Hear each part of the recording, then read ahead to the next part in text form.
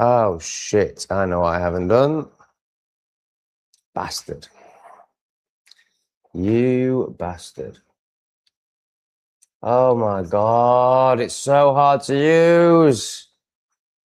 Fuck. Oh, here we go. Okay. Sorry, guys. I forgot to put my monetization on, so you'll just have to wait while I do that. Otherwise, there's no point in even being here. So complicated. But the good news is I am using my new laptop and I have more pussy to show you. And I got some good news for Rachel. 2 minutes and the show starts. 2 minutes, 2 minutes, 2 minutes. Can you wait 2 minutes to see my pussy? My new pussy? A third pussy? Oh my God. He's got 3 pussies? Oh yeah, he's got 3 pussies. He is knee deep in pussy.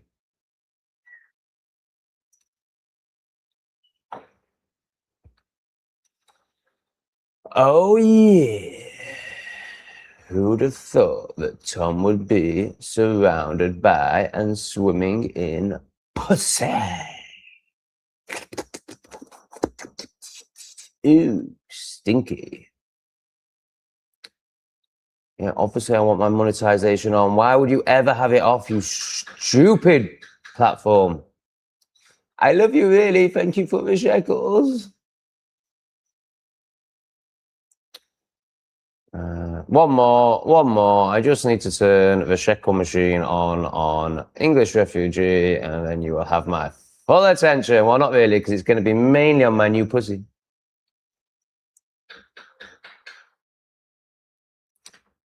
Content live. Turn money on. Of course, I want to get paid for doing this.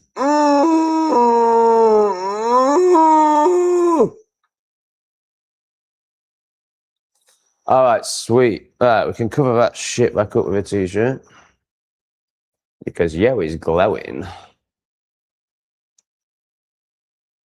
All right, let's get some coffee down my neck. It's still the ass coffee, but I have remembered to put some honey in it. Oh my God, it's so bad. Shall we just get my new pussy straight out? Let's see who's here.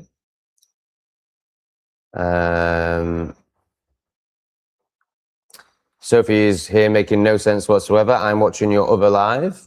Presumably she means this live, but on one of my 3 channels, just like everyone else's, but she would like some attention for it.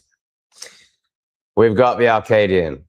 Derek, amazing. Check the videos you put up today. I can't remember, but it played without ads. Fuck me, man! Can you please, I mean, thank you, Arcadian, first of all. But surely you can remember what channel you're talking about, because that would really help. I'm so fed up with this. I check and I double check and I double check. Yesterday, I scheduled, not yesterday, the day before, maybe yesterday for you. I scheduled 2 videos on Tom Gray to X, but I'd scheduled 1 for the day after. It's unbelievable. Right, English Refugee, both have ads on. Not today, Satan. Oh my God. Blinding. Oh, how is the video with Lee gone down? Let's, oh no, I'm not doing a screen share. Oh, come on. You can do it. You can do it. You can do it. You can do it. So on here, right, so I would, is it all connected? Is that going to see this? I have no idea what's going on. So I'm using my new laptop for the first time and I'm back on OBS. So just bear with me a little bit. Yes, we'll allow StreamYard. Hello! Yes! Oh, I give up. I just give up. You know, we're not sharing, not today, Satan. I can't even get that box gone. All right, great. So now I've just got a box on the screen. Great. Unbelievable. Thank you, V. I'll be with you in a minute. I'm just... Like, Arcadian sent me in a spin. He's probably in Demon Derek mode, and this isn't even true.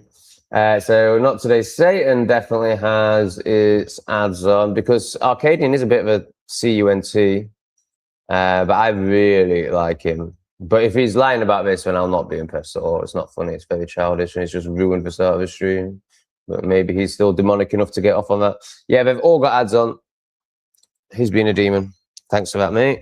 Thank everyone in the stream. Thanks you greatly. Now, I imagine that, you know, for you that was true and you are trying to help. I don't think you'd do that to the stream. Okay, who's this wonderful person that's helping me get over my current frustration and desire to jump off that balcony head first? Victoria Todd. Hello, Victoria. I feel like we don't know you that well. I recognize you very much. You're a big supporter and you've donated before and you're amazing and you've been in the chat. But that's fine. You know, we don't need to know you if you don't want to be known. And maybe you're just here to give the love and receive through audio form and you don't need to be distracting yourself. But we love the people that do show ourselves because they make the live stream. So everyone, no one's been judged. Everyone's been loved. And also, don't forget, whenever I point out the insanity of the human conditioning, it's only because I'm insane too, or certainly was that insane, and therefore can speak into it. So there's absolutely no judgment, and everything comes with love, and everything is just designed to give you little pods to help you be the best version of yourself. Not from a you need to do better point of view, just from a I love you, and this is what helped me, and maybe it will help you point of view. We've got the wonderful Rachel in the house. Rachel, I've got some very good news for you. I've got the phone number of a certain wonderful lady to email you. I hope it won't confuse you too much. If I just send you a phone number, will you know that that's a phone number? Or do I need to write, this is a phone number, Rachel. You put it in your phone and you can text it. And on the other side of it is a lovely woman called Heart to Heart. Do I need to write all that? Or now I've told you, can I just send you the number and will you know what to do with it? Good evening, Kentucky. Colm. Hi, Tom. I asked what that music you play. All the music in all of my videos, unless it's got Lee's. Oh, no, he uses AI as well. It's all AI. So sometimes I share Lee's videos at the end, mainly Not Today Satan. In fact, only Not Today Satan so far. And that's got his logo on it. But everything else is just AI, mate. If you want to listen to it, you just have to... So you're probably talking about the English refugee one. If you go through my shorts, which are, you know, obviously awful, no one should ever look at shorts, go right to the start of them, and pretty much the first one, maybe the first one, is just that song. So you could, I don't know, can you download it? I don't know. I don't do technology. As you can see, it drives me insane. So I don't know. I can't help you really, other than just to watch my videos.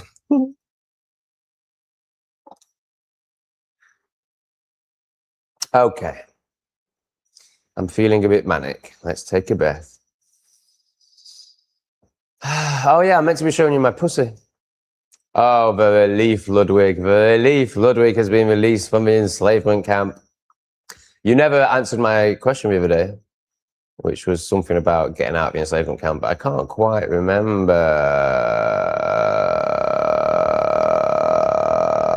Yes, I'm aware, Sophie. Thank you.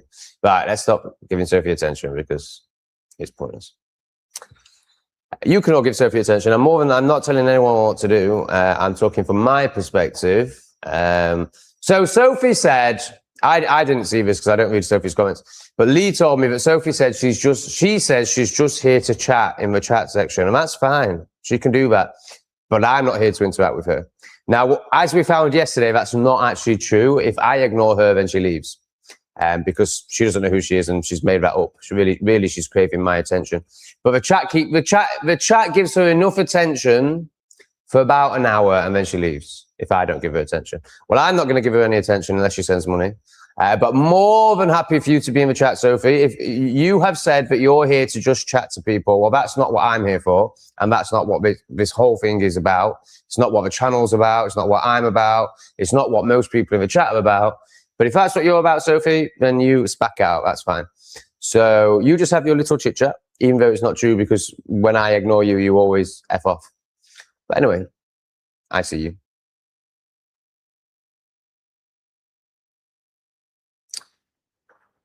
Oh, yeah. So I've got a new cat. Let me show you my new cat. It's so good. It's so good. Should I tell you the story first? So I'm on the second floor of a beautiful apartment block. I would never ever live in an apartment except for this apartment. It's amazing. And below me is my United friend, Lee. And suddenly he's shouting me. I just hear a bit of drama. And Tom. So I run out. And he goes, have you lost beans? So obviously the first thing I do is grab my camera, like any good YouTuber. That's not true. First thing I do is run inside. I can see there's 3 Cambodians in a bush, and he's going, have you lost beans? So it's very clear to me that there's a cat in the bush. And obviously, I think it was 50-50. Like, there was 50% panic, like, oh shit. But then there was also 50% like, there's no way, because I've got a really good barrier. So just, if anyone's new, I've got 2 kittens. We're on day 3 of kittens, and I've already thought that I lost them once, to the point where I was almost in tears, and I'd rang the people I'd adopt them off, like, profusely apologizing. Like, in my head, they'd gone, and I'd totally effed up. Turns out they were just hiding. So we've already been through all this once, and then 24 hours later, it's like, have you lost beans? So it was more than 50%. 75% of me was going, absolutely not. The barrier's good. I'm sat here. They don't even want to leave anymore. There's just no fucking way. But of course, when you see people scraping around in a bush for a cat, and your mate is saying it's beans, basically, of course there's some panic there. So as I'm checking, I grab my camera, because obviously that's the most important thing here. So then I go out and I'm filming it all from my balcony, and so I know that it's not beans. I know beans is in my flat. And they pull out the most beautiful cat I've ever seen. And I went, that's beans, that's my cat, give me back my cat now. And obviously they knew I was lying. So, slash joking. I was joking, not lying. Anyway, so then I said, I want that cat. It's amazing, give me that cat. Of course, if the owner comes back for it, there's no owner. It's tiny. It's probably not even finished its weaning. It's like right on the borderline of finishing its weaning period. I'm thinking about going and getting it some milk from the pet shop today in a syringe, but I don't know if I should. Well, we'll talk about that when I show you. So I say to him, if anyone comes to claim this cat, of course I'll give it back, but for now, give it to me.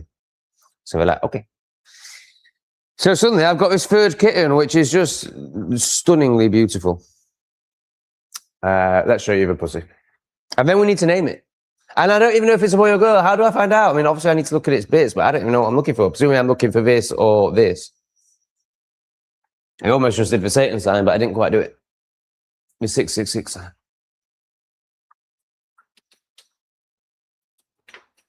Hello. Hi. I know you're very scared, but I have some friends that would like to meet you. And I'd like to give you some love and reassure you that you don't need to cower in the corner of a cupboard. No, you don't. You don't need to cower in the corner of a cupboard.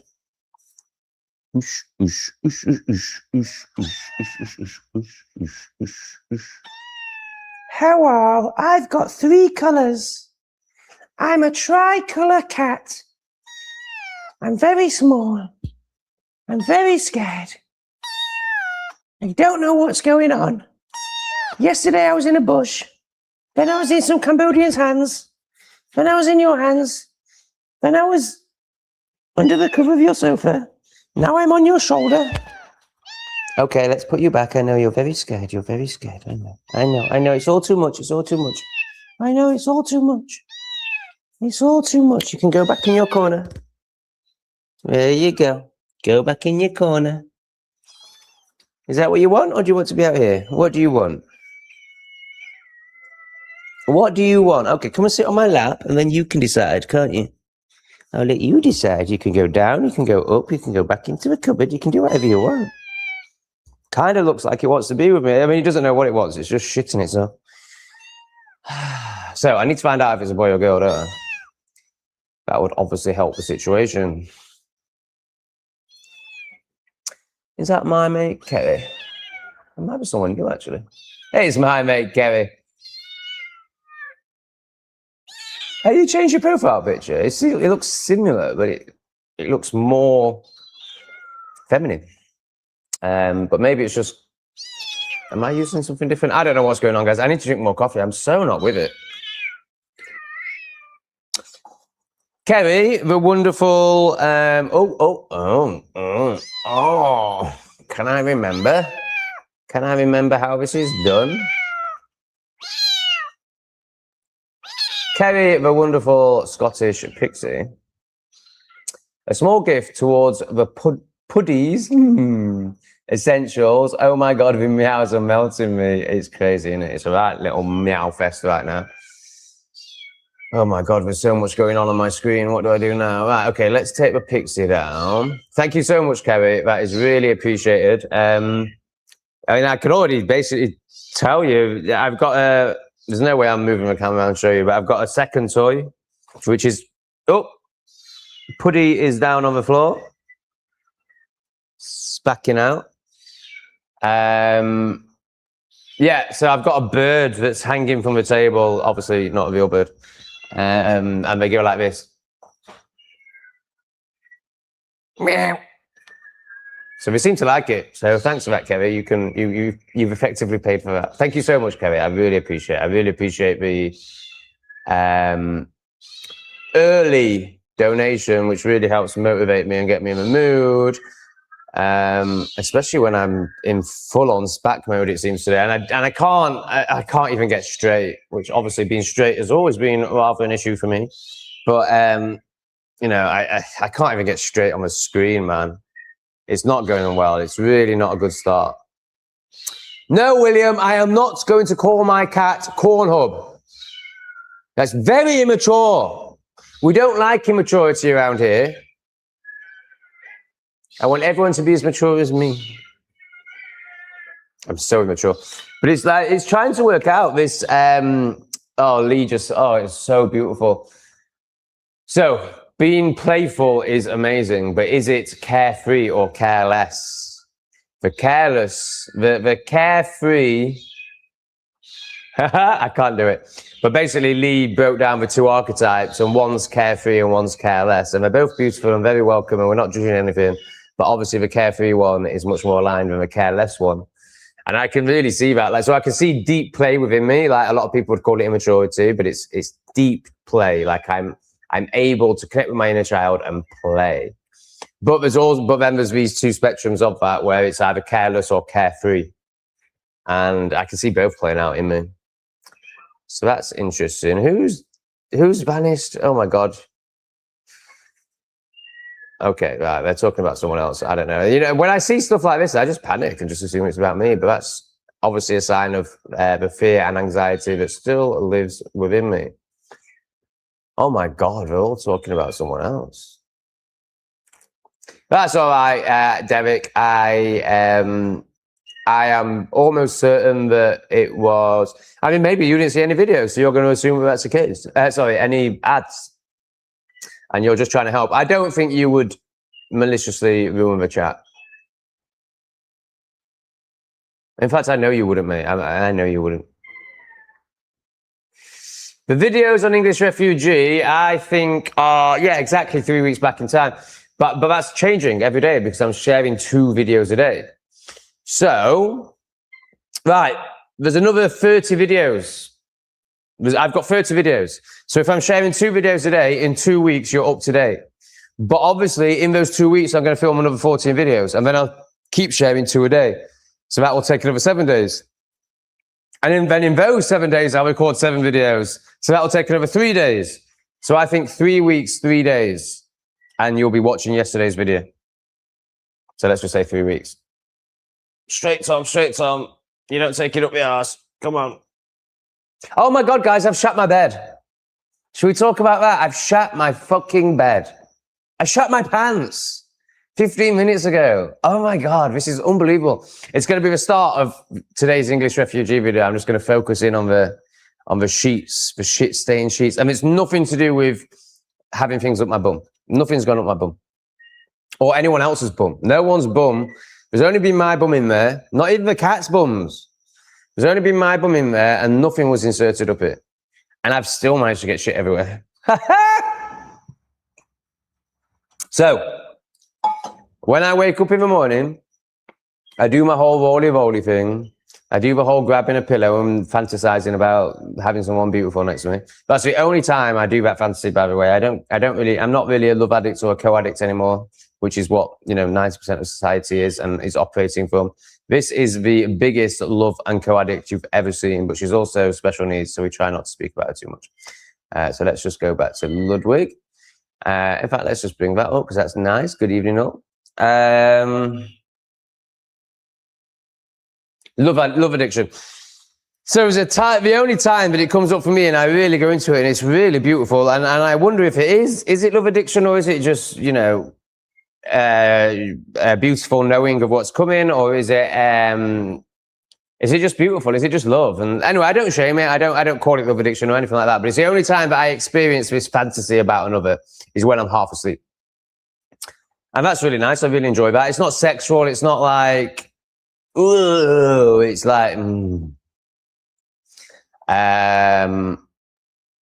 right. So I go through all that process. And then, so I've stopped doing the whole waking up live stream thing and just jumping out of bed. I'm not doing that anymore. I'm doing like the thing. And then at some point, usually within 10 minutes, but it might be half an hour, I'm like, okay, I'm awake. I'm not going back to sleep. This is really nice. It's really peaceful. Of course, my body would rather lie here for another half hour. I'm in nothing but lovely thoughts. There's no anxiety. Everything's great. But it is 11 o'clock at night in England. And if you want a live stream, then, you should really get on it. So then that's the moment I get out of bed. And then obviously the first thing I want to do, so like I'm in full on zombie mode here. I need my coffee. Technology is already a fucking nightmare for me. But the first thing I want to do is schedule a stream. I want to let people know with as much time as possible. So before I do anything, I do that. So I come on and I'm on StreamYard and I can just feel, I can't say turtle head because it turns out to be, it's not quite a waterfall. It's more of a cascading swamp, which I know doesn't exist. I don't think, yeah, of course not. Imagine if a waterfall was a swamp. A swamp somehow became a waterfall. It's that sort of texture. That's what we're talking about this morning. So, sorry, not today, Sataners. We do this. You're either just going to have to accept it, not watch the lives, or unsubscribe. It's up to you. It doesn't matter to me. I mean, obviously, I prefer it if you didn't, but, I prefer it if you just joined us and had a laugh, but, maybe it's too much for you, and that's fine. It is what it is, but I'm not going to stop. And so, cascading swamp out of my ass. Right, yeah, so I started feeding the cascading swamp, and the chocolate starfish didn't really do its job very well. I was expecting it to stay like this, but it just started doing this. So, when you get to that point where you're like, oh, right, I'm about to shit myself, but I really want to do this, and this is going to take another 30 seconds. Of course, I'm not going to shit myself. I'm gonna set up my live stream, and I get to like 2 clicks away from completing the task, and I'm like, damn, this isn't happening, or this is happening. So I start running to the toilet. By the time I'm at the door, there's already some in my pants. I pull down my pants and start twisting towards the toilet, and a load goes on the floor.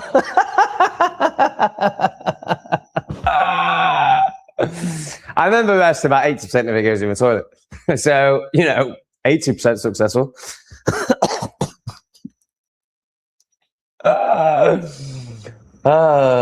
Fuck me. Right, that's no problem because in Asia, it's so easy. You've got the bum gun. So I literally I do my stuff. I spray my ass. And then I go round to the other side of the splat on the floor and I just spray it into the shower. Gone, no problem. Never need to think about it again. It's over. It's finished. It's fine. I shat myself. I need to wash my pants. It's no problem. As far as I'm concerned, it's over. And when I come out, so I assume I sat on, right, so obviously I use the bum gun. So the Asia bum gun, it's like for those that don't know, you don't need to use toilet roll out of here. Next to every toilet is a gun that sprays water into your asshole, and it's amazing. Now, it is a bit of a risky game. If you, like, when you're in a restaurant, for example, and they're using a cheap one, it's going to do one of two things. It's either going to go and be so weak and pointless, but it doesn't clean your a-hole, or it's going to be so powerful, it's going to blow you a new fucking a-hole.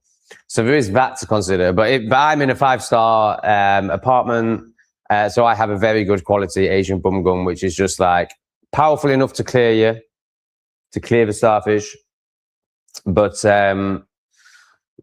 not so powerful it's going to create a new starfish, a red starfish. So a velvet starfish. So obviously I Asian bum gunned, and then what I do is I have a specific towel that I wipe my ass with. Now, sadly, when guests come round, I realised yesterday, I hope Jamie and Michael aren't watching. So I don't have my towel in the bathroom. I have my towel on the back of a chair because I'm using it in here when I wash my hands when I get water on my hands. I do wash my hands. I wash my hands in baking soda, which I'm not recommending. I don't think it's very antibacterial. But that's what I do. And I'm working my way up to maybe using soap, potentially, possibly. I'm open to it. Not obviously spac soap, not cheap chemical soap. Like obviously, a good natural one. And try not to mumble, Tom. Open that mouth. Come on. Shitting myself. Oh yeah, but I've gone off on a tangent, but it's a good tangent. Fucking great. I really hope Michael and Jamie aren't watching. I doubt they'll get up at this time. So my towel isn't in there. My towel's out here, as in the towel that one would use on their body and not just their a-hole, not just their chocolate starfish. But hanging up in there is my chocolate starfish towel. And I've never had anyone around in my life. I don't have friends. But suddenly I've got friends. So, I haven't contemplated this concept of other people using my bathroom. So then we're sat on the sofa and she's like, "Oh, can I use your bathroom?" I'm like, "Yeah, sure." Don't even think about it. And then as she's walking, I go, "Oh, by the way, there's going to be no soap in there." I'm weird. She's like, "No soap." I'm like, "Yeah, I don't wash my hands, pleb." And so she freaked out. Well, no, she didn't freak out about that, but obviously that combozzled her a little bit, but she totally dealt with that because she's conscious and cool. But obviously she's going to wash her hands. Yeah, we had a conversation afterwards about why I didn't have soap, actually, and obviously she'd washed her hands in water, so obviously she's going to use the towel right next to her sink. I haven't told her this. I really hope she's not watching. But also if she is, it's funny. But she'll be mortified. Oh, she'll definitely see the funny side. She might have a reaction, but then she'll come back to love because she's amazing. And I don't think she'll have much of a reaction. I didn't have the heart to tell her that she'd just use my poo towel to dry her hands. I love it. So yeah, she dried her hands with a chocolate starfish towel.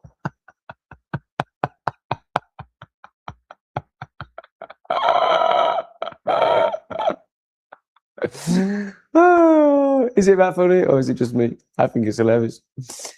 Oh my God. I could cry, it's so funny. Where's my little cat gone? Okay, so that was that, but I was halfway through another story, getting shit on my bed. Okay, so I bum gunned my ass. As far as I'm concerned, there's no residue. Now, when it gets to a point where it's involuntary coming out of a chocolate starfish, then it is going to be around the area, and I don't think I really took that into consideration. Right, so I'm trying to work out how, now this is investigator Tom trying to work out how poo ended up on his sheets, because I genuinely don't know, but this is all I can think of. It definitely didn't happen during the night. I definitely didn't poo myself while I was sleeping. Definitely, because of where it is, there's just no way, because it's right at the bottom of the bed. I've got a line like this at the bottom of the bed. Now, and here's the other crazy thing. I haven't washed my bedding once since I've lived in Cambodia, so that's like, what, 20 days? Until yesterday. Yesterday, I washed my bedding. So this is brand new. Not brand new. But yeah, brand new in terms of cleaning. Like, I've just cleaned it and then I've shat all over it. Unbelievable. And also, of course, I've done a really bad job at putting the sheet back on the bed because I can't make beds. I can't do pleb stuff. So the underlay, which obviously you really don't want to get shit on because you can't wash it, has got a little bit of shit on. Now I've wiped that off with the pink towel of gayness, which you'll all get to know very well in future English refugee content. And so I paid 50p for a towel and I use it as a cloth basically, and I just think it's amazing. It's actually become quite a feature of the show. Not really, kind of. So I've wiped it off, that's fine. And then my sheet still has shit on it, and obviously it's going to go back in the washing machine after this live stream. Right, so how do I think it happened? So I think I've just focused too much on the chocolate starfish and not the surrounding area, right down to like groin, because when it's just explosion out of your ass as you're running to the toilet, you know, it's going to have its explosion marks, right? So I think there's probably like some shit here that I've not dealt with or something because I'm so enlightened and wonderful and perfect. So I think I sat on my bed afterwards and just got shit all over a new bed. I couldn't believe it when I saw it. Because I was like, how has that even happened? Like, I can't even work out how it's happened. Because I don't remember sitting on my bed, but that's the only way I can rationalize it. Who appreciated the story of the poo on my bed? Am I too immature or is it funny?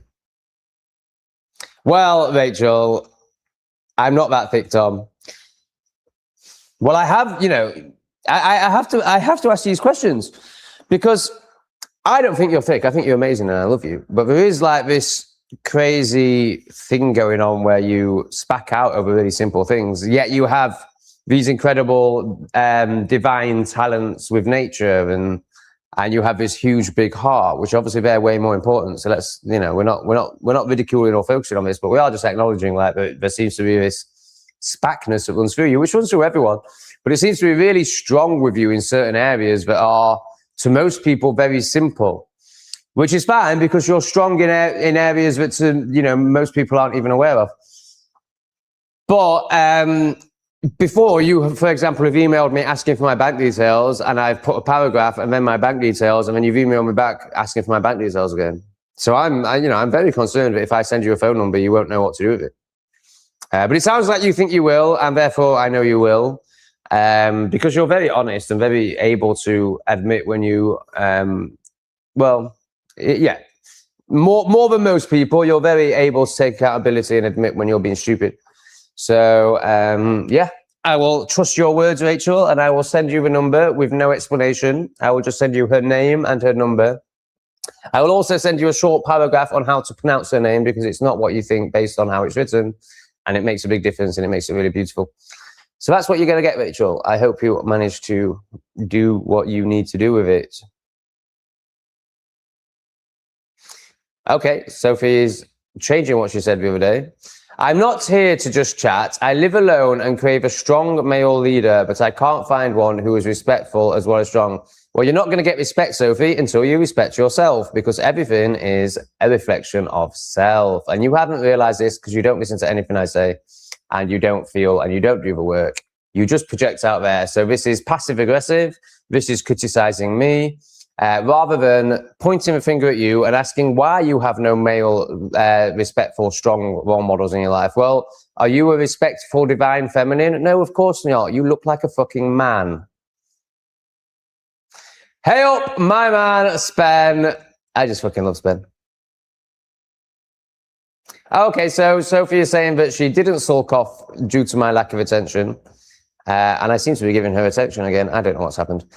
I've effed up, but she just fell asleep, and of course she needs to let me know about it because it matters to her ego. Shiloh, why does everyone call the cat Shiloh or their dog Shiloh? I don't get it. What does it mean? Is it some sort of god, something to do with Ireland potentially? The sister of CT7 and Beans is called Shiloh. When I owned a dog daycare center, like we had at least 8 Shilohs. Why is it so popular? What does it mean? I don't really like it, just because, maybe because I don't know what it means, and just because it's so common. No, I want something more unique than that. Yes, cats names people. What's going on? Why are you all being so crap? We're meant to be naming my cat. Stop being crap. Send me money and name my cat. Calico is good. I don't know if that's... I mean, I don't even know what calico. What does that mean? Is that a name? Calico is a great name. What does calico mean? Calico is a great name. It's so much better than Beans. I am considering changing Beans' name. I love the name CT7. I just think it's so unique and so funny. And for those that don't know, it means crooked tail 7. And obviously he's got a crooked tail. And the reason it's 7 is because he's already lost 2 lives. I just think that's a great name. Crooked tail 7, CT7. Beans is okay. It's fine. I want to call it Mardy Bitch because it's a fucking Mardy Bitch. I don't really want to call my cat Mardy Bitch. Right. You can chuck in some potential names for Beans as well. I'm considering changing Beans' name. I mean, Beans is fine. Beans is fine. It's just fine, though. It's not like, oh, that's great, like Calico. But I need to know what calico means first. Oh, calico is something to do with the 3 colouring, is it? Whoa, this is getting deep. Deep. This is getting interesting. What is meant by a calico, C-A-L-I-C-O, cat? A calico cat is a multicoloured coat. Wow! So I just call it calico. You know, you're going to have to do very well to beat that. So far, it's called calico. And then this person, Duke of Death, is saying that 99% of calicos are girls. How does that work? Why? That's crazy. That makes no sense. But it's also really cool. Sorry, I've just got lost in... oh, shit, this is really bad. You really shouldn't do this on a live stream, Tom. Come on. Focus on the live stream. Focus on the live stream. Boop. Let's like it too. My own videos. Makes no difference. It might have made a difference when you only got 5 views, but you don't need to do it now. Oh, Tom, you're such a control freak. Right, so far, that's... Oh, my God, I love the name Calico. But presumably, most people aren't as retarded as me and know what that means. So they'll just be like, oh, he's just called his... I suppose it's kind of like calling a tabby cat Tabby, isn't it? But I've never heard of it before, and it's just cool. So I love that. Thanks for this information, guys. It has got absolutely beautiful markings, hasn't it? Terry, who are you? I don't recognize you. Welcome. No wonder you have worms and ringworms. Yeah, that's fine. There's also depth and nuance to it, but you can ignore all that being a player. Yeah, cats are so annoying. Kittens are so annoying. I mean, they're also great. You know, overall, I'm really enjoying my kitten experience, my 3 kitten experience. Oh yeah, what did you think, cat people who know stuff? What did you think about its size? Do you think it's finished weaning? I asked, obviously AI, and it says 8 weeks to finish weaning. It says 9 inches, 9 to 12 inches, or 9 to 11 inches. There should be. I think that's about 9 inches. I mean, it's within a week, isn't it? Like, it is at the end of the weaning period. There's a chance it needed another week. Have I told you its story? I have told you its story, yeah. So we have, so I haven't told you its full story though, because there's more before that I found out later. So apparently these Cambodian kids they were about 15, something like that. 2 girls and a boy. Apparently they find him out on the road, her out on the road. And they bring her in here, presumably out of concern for her, and I think they drop her and she goes into the bush, and that's when Lee got involved, and then I heard it. So we don't know anything about it. We don't know where its mum is. We don't know why it was on its own. We don't know if the humans dropped it. We don't know if it's ran away. I mean, just... Now, Kitten doesn't run away from its mother, so it's very strange. But basically, it's now in my loving arms, / hiding in a corner, shitting itself. Right, the colour is called calico, and 99% of the time they're female. That's just so weird. Definitely old enough to be weaned. Oh, that's great. So Caroline, can you come back and give me some more? You're saying that from what you saw there, that cat has finished its weaning period, and I don't need to go and buy any milk and a syringe and do this. Oh my God, I so hope I don't need to do that. Do Thomas solid. Like, sharing is free, but worthy of the effort. Yeah, thanks, man. Yeah, if you're watching this stream and you can't even like it, then you really need to, well, watch the video that I released yesterday that says that this is why your life sucks. And you really need to look at yourself. Like, to not even be able to like a video is just the height of repression. Unless you're just a genuine hate watcher, but then there's no, you know, you're so far gone, there's no hope for you. Right, I'm going to have to go on poo again. I'm not even 40 minutes in. I don't know what's happening today. Yeah, I thought so. I thought so. It looks more AI, more like, psh. Oh, and I love the synchronicities of this universe.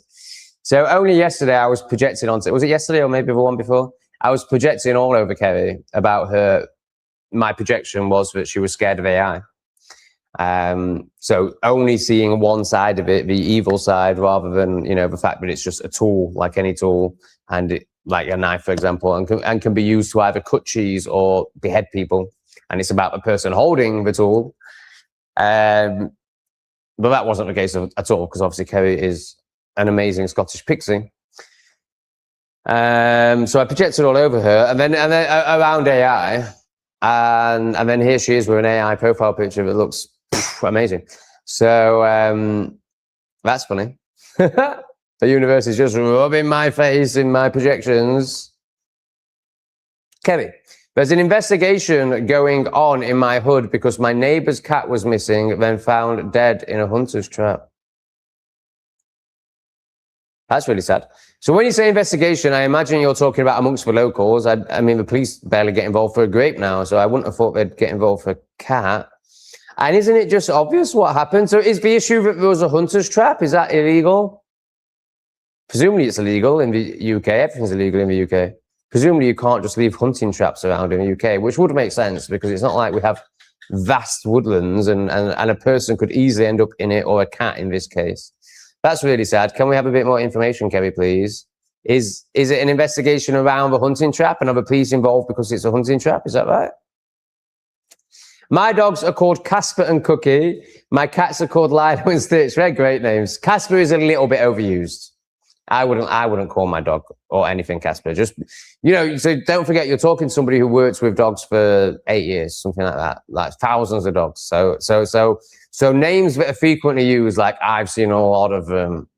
Now, Caspers have always been like, so the name Casper to me links to this black Great Dane. We had a black Great Dane that came 3 times a week to the dog crash. Oh, he was amazing. He was called Casper. So that's what I picture when Casper. But yeah, it's a bit overused, but it is a nice name. I really like Lido and Stitch. Aren't they characters from something?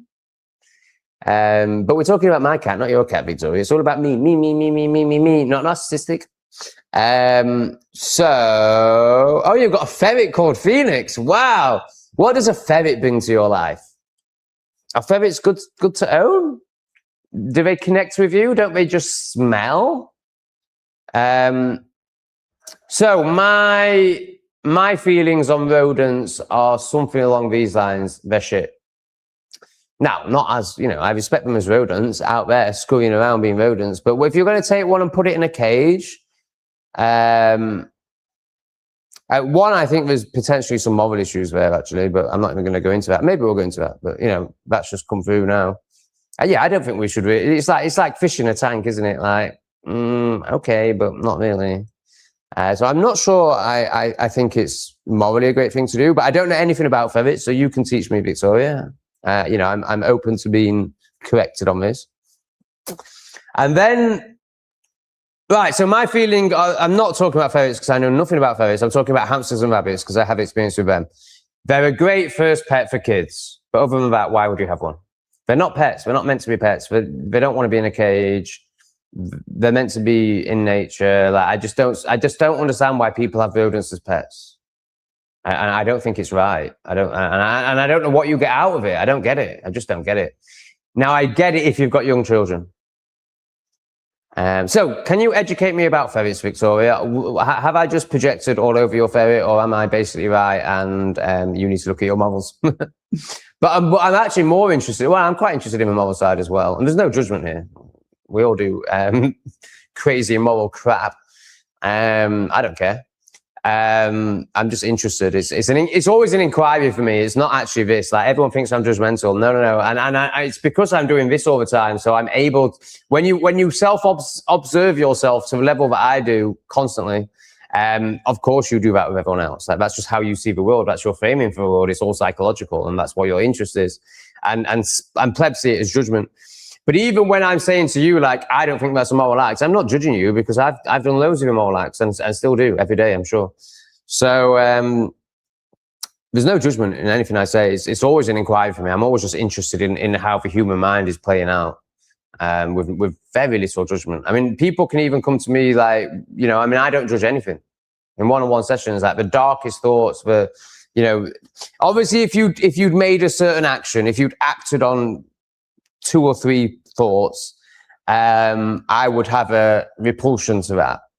If you'd really harmed another, but I wouldn't judge it. I mean, I would in one sense, but in terms of how I met that person, if they were like remorseful about it and wanting to change this action or this pattern, I wouldn't be like, you disgusting. I'd understand how it happens because I understand psychology. I understand darkness. I understand how it plays out in people if they're unconscious of it. So I really don't judge anything, even though people think I'm really judgmental. It's so funny.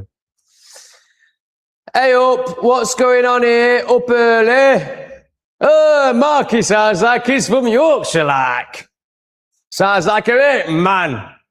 Marky had 4 carlings last night and 5 cigarettes and some fish and chips, and it cost him £45. What do we say to the god of death? Well, you've just made up a story there, mate. Like, what's the god of death? Nice story, bro. It's so interesting how people have these stories. I had a client meeting with someone today who's amazing. It's not a client meeting. It's a walking together, but for the plebs in the chat, you'll understand it better if I say client meeting. So, therapy. Do you know what therapy is? Rachel? Only joking. Had an amazing session with a guy who's amazing. I love him. We are friends, actually. And we could spend time together. We could spend more time together once he gets over what I'm about to share with you. So he's very intellectual. He's very intelligent. And he's very of the mind. He's very into the detail. External detail. Because his mind is his ego, his mind, is so scared of cracking that it uses his intellect to like, and what's the point? I don't want to tell you all about his session. There was one particular point I wanted to make. Oh, right, yeah, so he had a story of what God is. And when I offered him another possibility, that's all, like I'm not telling him the answers because I don't know the answers. I'm just offering him possibilities. He's like, yeah, I know that, mate, but... And then back to his story. And I'm like, but do you know that? Anyways, there was a moment. So he went from intellectual for 50 minutes.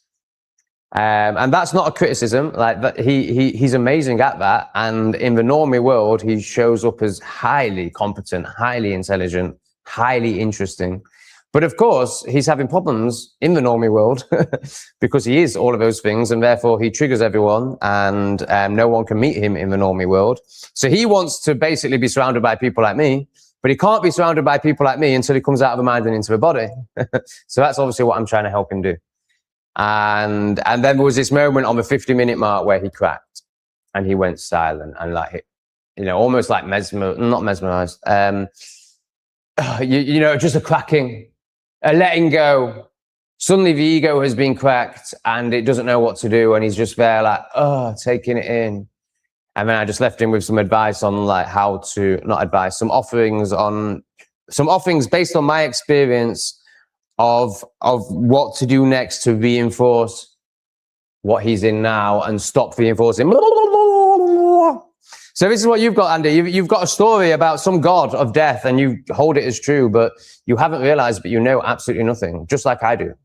And it's only through knowing nothing that you'll ever know anything. So try and let go of your silly stories and let's not discuss them and reinforce them. All right, let's try and get a bit further down. Eric's in the Dark Night of the Soul. Or is that a name suggestion? It's a bit long. It is good though. It's not as good as, what is it? Caluso? No, it's not Caluso. I mean, maybe we should call it Caluso. What does Caluso mean? Calico. So far, Calico's winning. Game of Thrones reference lost on me. I don't watch predictive programming. I would happily watch it if it entertained me. It just doesn't. And it never has as a kid. As a kid, all my mates were like, Star Trek, Star Wars, RoboCop, James Bond. Not watched any of them. Not watched a single episode. I've tried. I've watched 10 minutes and just been like, why do people watch this shit? So boring.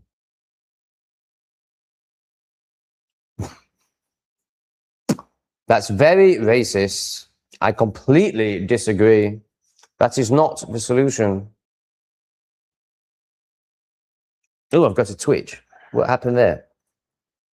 All right, Andy, can you be a little bit more aware of the YouTube chat? I'm actually going to put you in a timeout because your next comment is very unconscious in terms of like disrespectful to me and what we're doing here, because obviously that's going to affect the algorithm. So maybe you're a hater and you know that, or maybe you're just very entitled and very selfish and have never considered your impact on others. I think it's the second one. It's how you're showing up very strongly. And again, I'm not criticizing you. I'm not hating on you. I don't dislike you over it. I don't do that. Like, I'm not interested. I'm on an inquiry level. I'm on a reflection level. I'm not gonna hold this against you or judge you over it. It's just where you're at, and that's fine. I've been there too. It's fine. But I'm going to reflect it to you so you can grow, and at the very least, stop doing it in my chat. Otherwise, you'll be banned. Well, Sophie, I'm not special needs, FFS, lol, maybe autistic, definitely autistic, but that's fine. I do get a bit stuck on people and things. Well, I really want to honor that last sentence, because that's what we call accountability. That's self-awareness. That's self-observation. That's the start of it. So you are starting to do it, Sophie. Well done. That's really great. Basically, Sophie, the only way I can rationalize how you've shown up in the last 18 months of our relationship and knowing of each other. Oh God, I shouldn't have used that word. She's going to be squirting all over the place. But obviously we are relating. So we have a relationship. It doesn't mean that I want to squirt your squirtathon. So I've got to a point where I have never come across this before. I've never come across anyone showing up like this before. So, and what I mean by that is somebody who is so keen, wants it so much, keeps coming back, but can't self-reflect at all. Can't take responsibility at all. Can't own any of their side at all. I've never come across it before. So the only way I can rationalize your absolute ineptitude is that you're actually special needs. So it's kind of like I don't know. I just have to wash my hands of you, Sophie, because you're just a waste of my energy. It's pearls to swine.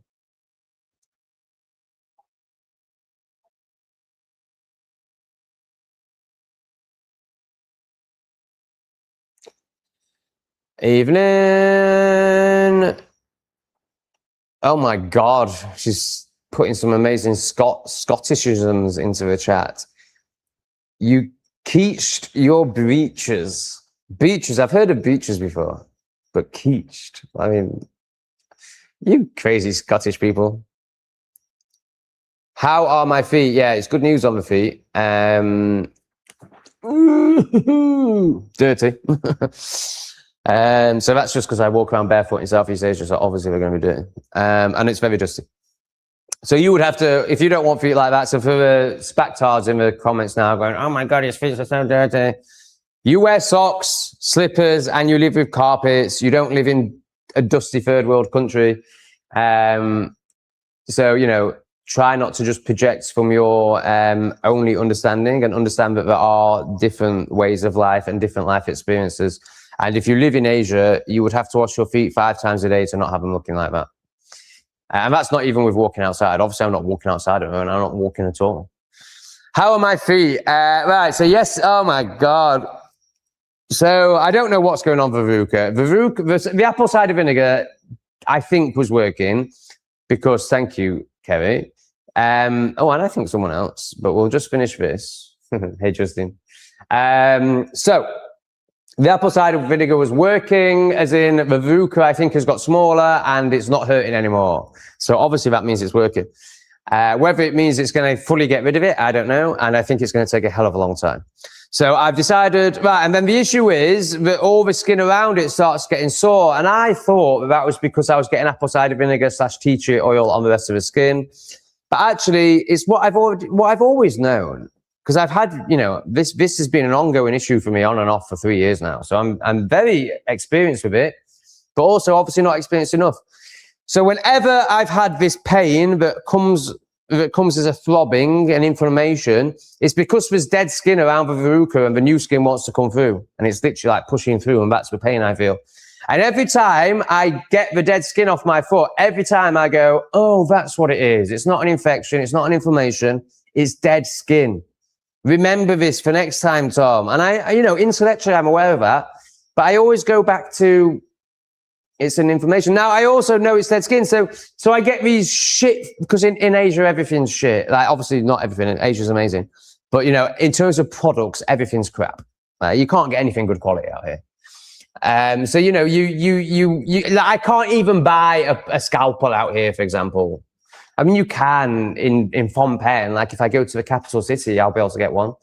But it will still break in 6 months. And it will still be made out of plastic somewhere. It won't just be fully metal like it should be. And that, just charge me an extra £1 and make it metal, please. No. It has to be plastic. We're in Southeast Asia. What are you talking about? So everything has to be so cheap it doesn't work. What's the point? Anyway, I love Southeast Asia. Overall, it's definitely worth it. There's many, many benefits. So I am aware. So I've been using this crappy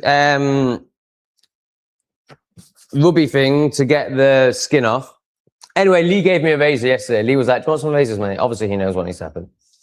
So I'm there yesterday with my razor, and I'm getting like 3 millimeter thick, maybe not 3 millimeter, maybe 1 millimeter, but yeah, 1 millimeter, but thick layers of skin off my feet.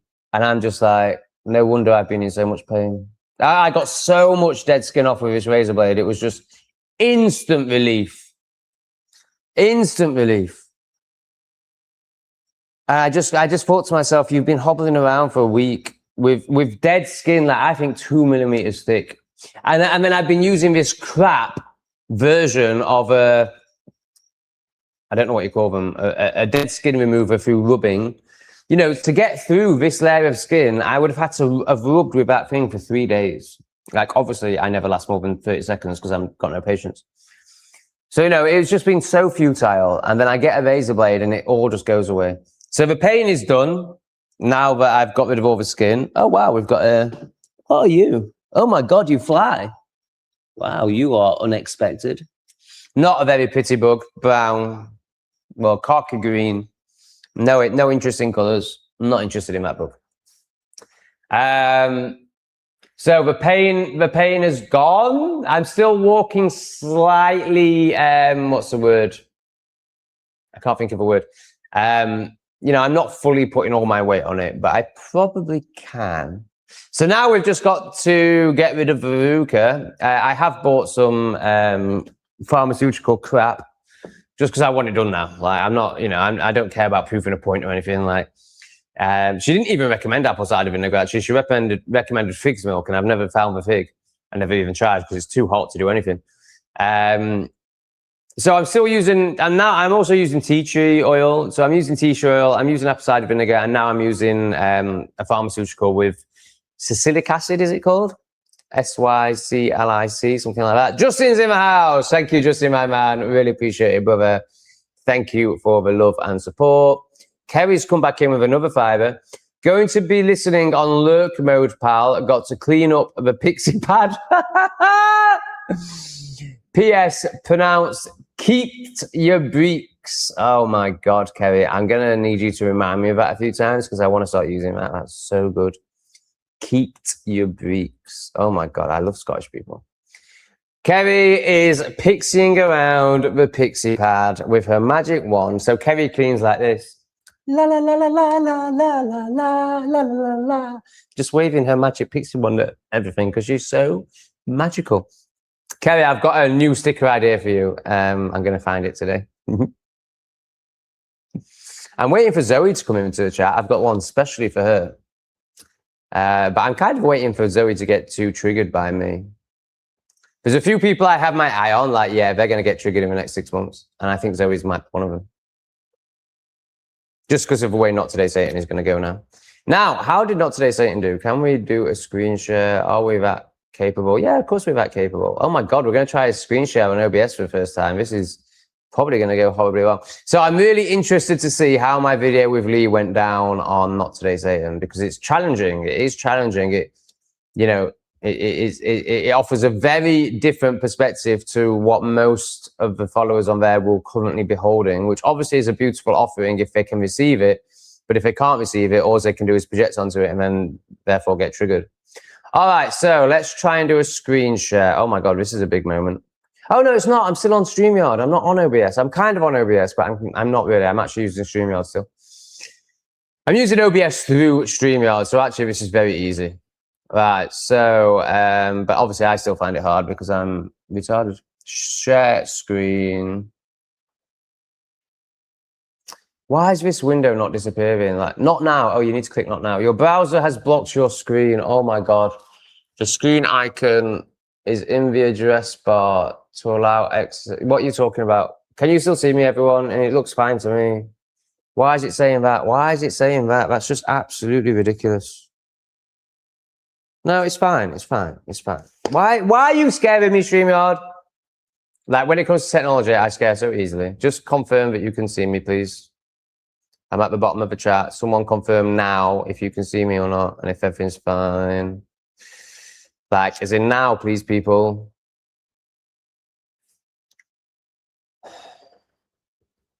Retards, hello! We can see you. Thank you. Sorry I called you retards, but it was all a bit frustrating.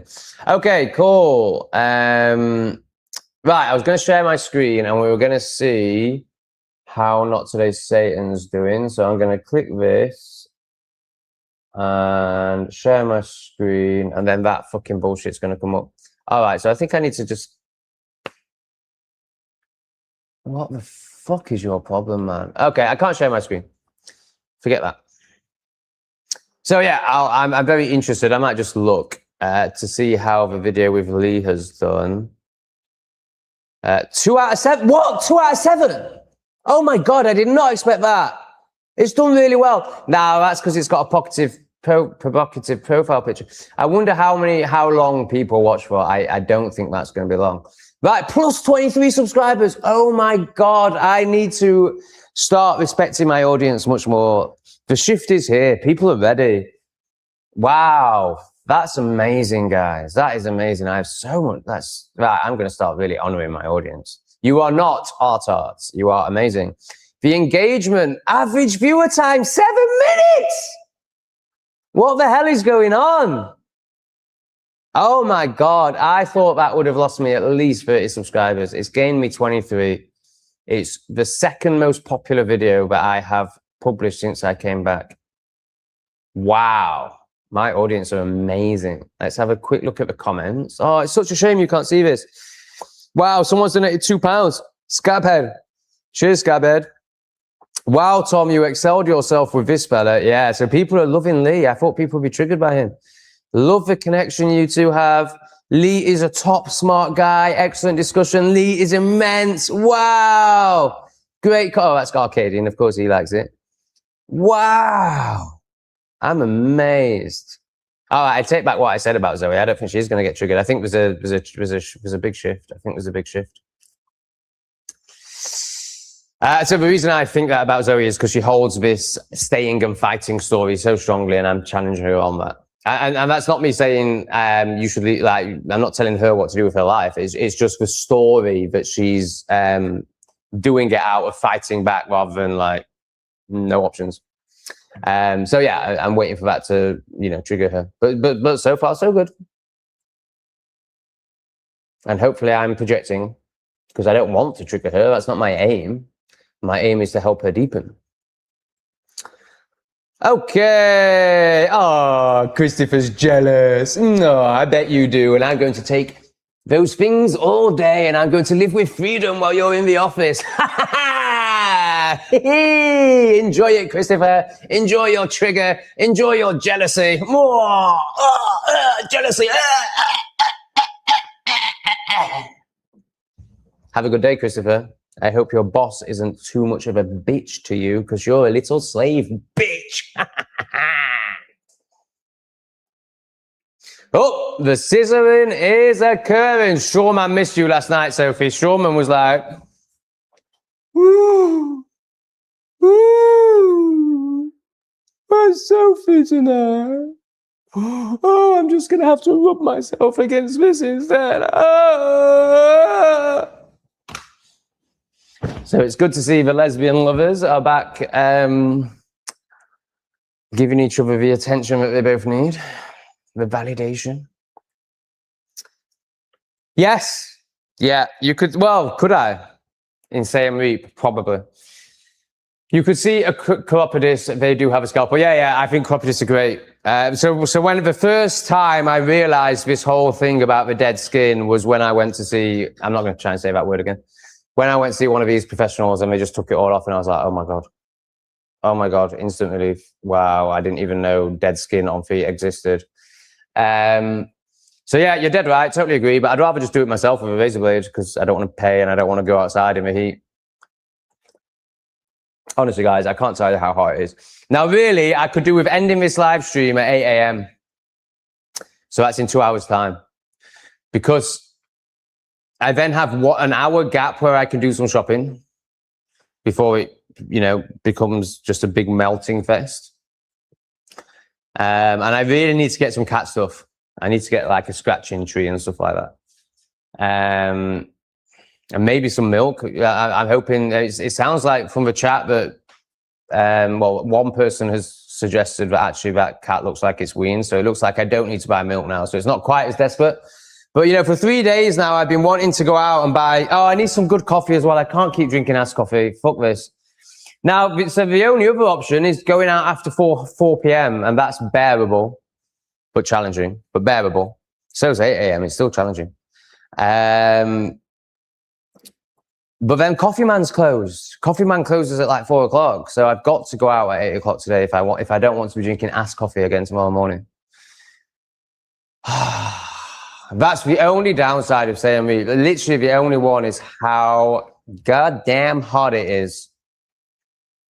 But it's so worth it. Like, everything else is so amazing. Your browser has blocked your screen. Will you please just stop scaring me, StreamYard? Just somebody confirm that you can still see me, but I'm not going to get lost in it. I don't know, mate. Sam Reap is amazing, but it's not... It doesn't have all the Western perfect facilities that one might require. And for me, it is only health stuff. It's stuff like this. I reckon so. But what they'll definitely have is lots of massage parlors that offer that service, for sure. And they'll be able to do a very good job. Now, when it comes to like really technical stuff like dealing with a verruca, of course not. But they will take all the dead skin off around it. But I can do it myself. At least give me a razor blade now.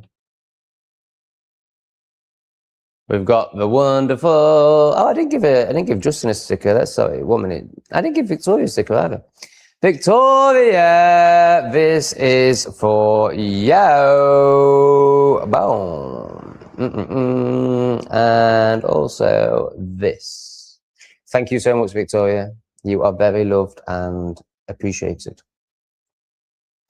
Justin, what you gonna get, big boy? Right then, here's Justin. What's Justin having? You can be my hero, baby. Take away my pain with your 2 pounds. I'm not suggesting I suck you or anything like that. Don't worry. I'm just grateful for your money. Right, Debbie. Debbie's in the house.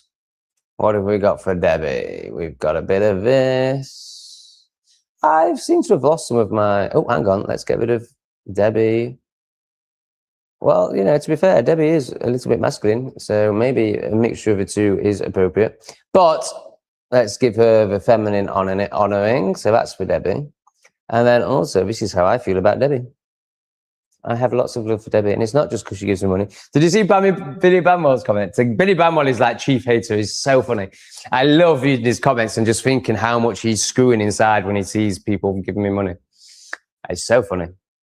So he basically, you know, he's just a typical hater who twists everything and can't see anything.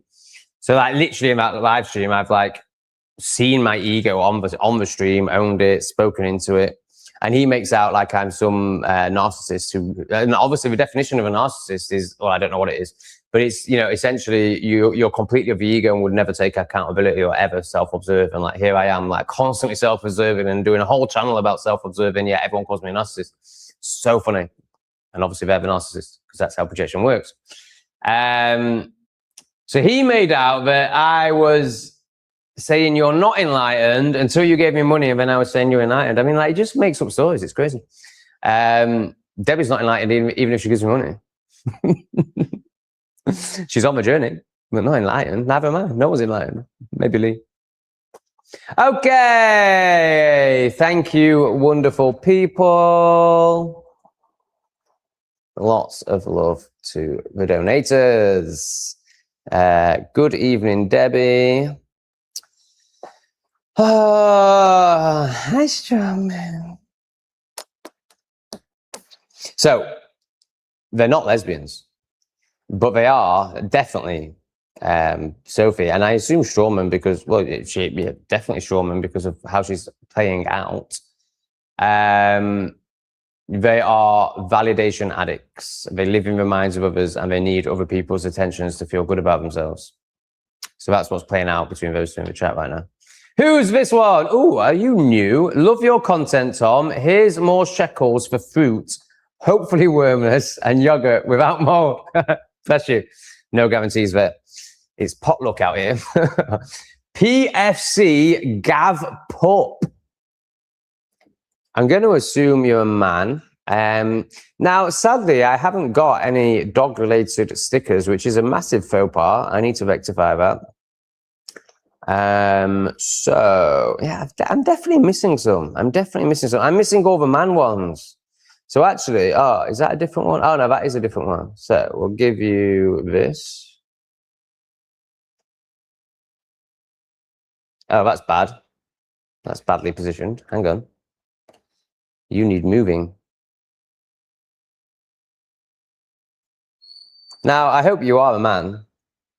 Obviously, Gav Pup, I'm going to assume you're a man because it is the Gav bit. So if you're a woman, if you're a woman, let's just cover all bases. I mean, you know, that works for any man that doesn't get triggered by feminine stuff because they're so weak. And therefore they're like, oh, gay, gay, gay, gay. Because they're such weak, pathetic non-men.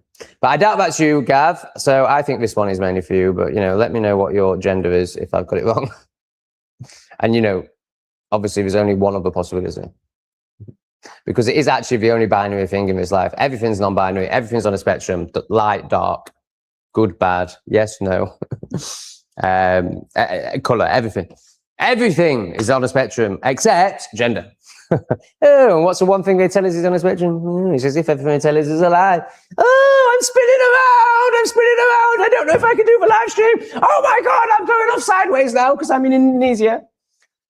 Or the UK. The UK is, if you think about it, there's the North Pole. The UK is what, here? So you're all like this. And you're spinning around like this, but you don't notice. You just don't know. And people just buy that. Oh, you're right. Yes, my senses are so unsensitized. I would be going off at Superman angle, spinning around and hurting that way, but I wouldn't notice because of science. Oh, people so stupid. So stupid. Okay.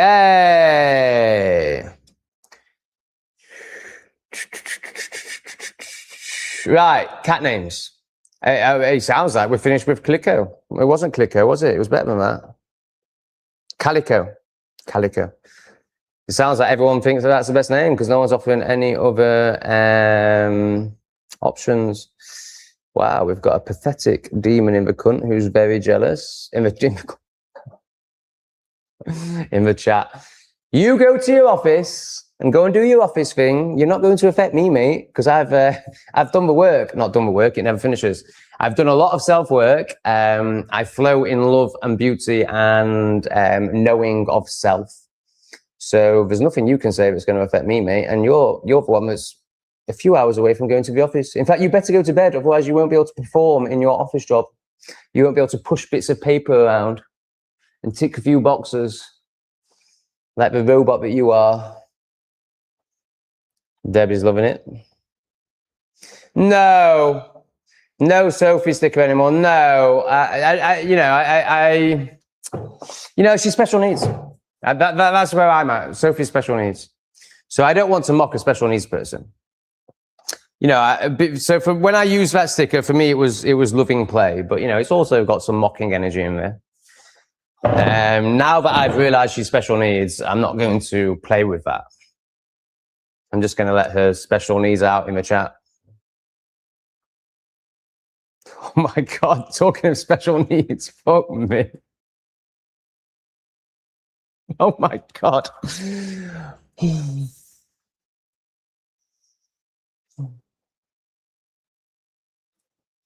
Just stop it. Just stop reading her comments, Tommy. Just don't let it affect you.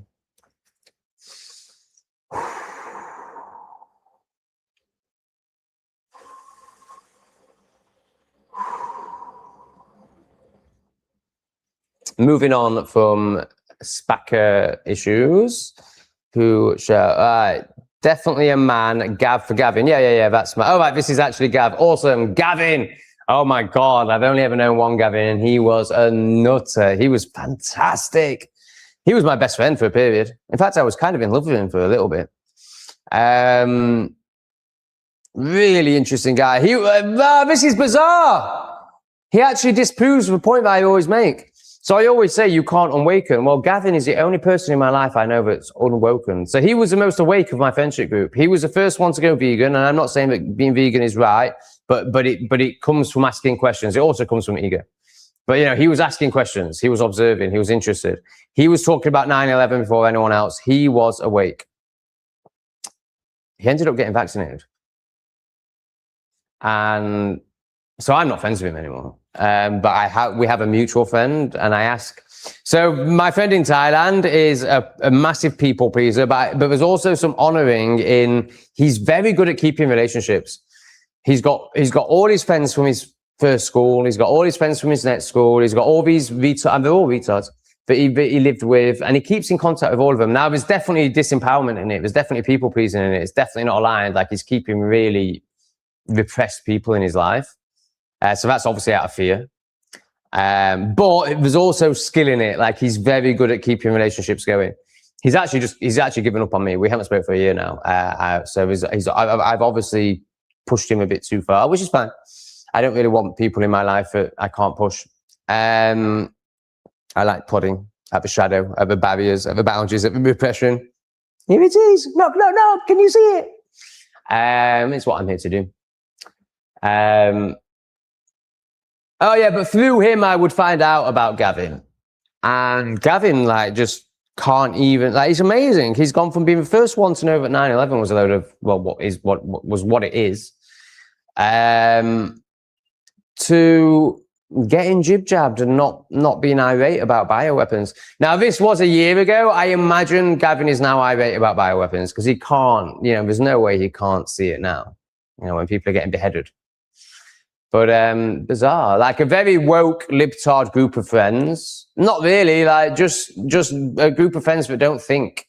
And there's a token in there who's massively woke, disgustingly woke.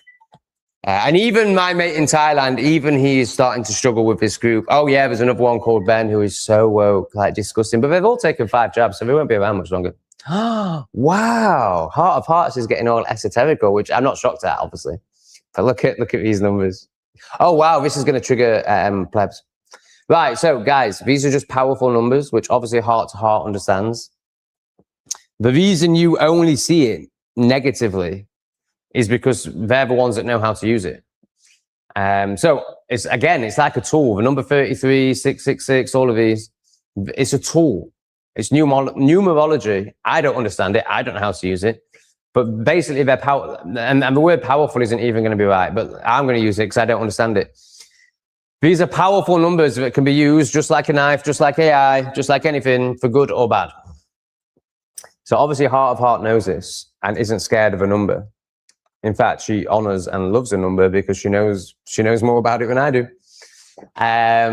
So heart and heart, don't worry, heart and hearts. It's not a Freemason. She's not a Satanist. She just understands that that's a beautiful, powerful number, and the energy that she has sent it with is going to be very loving and high vibrational.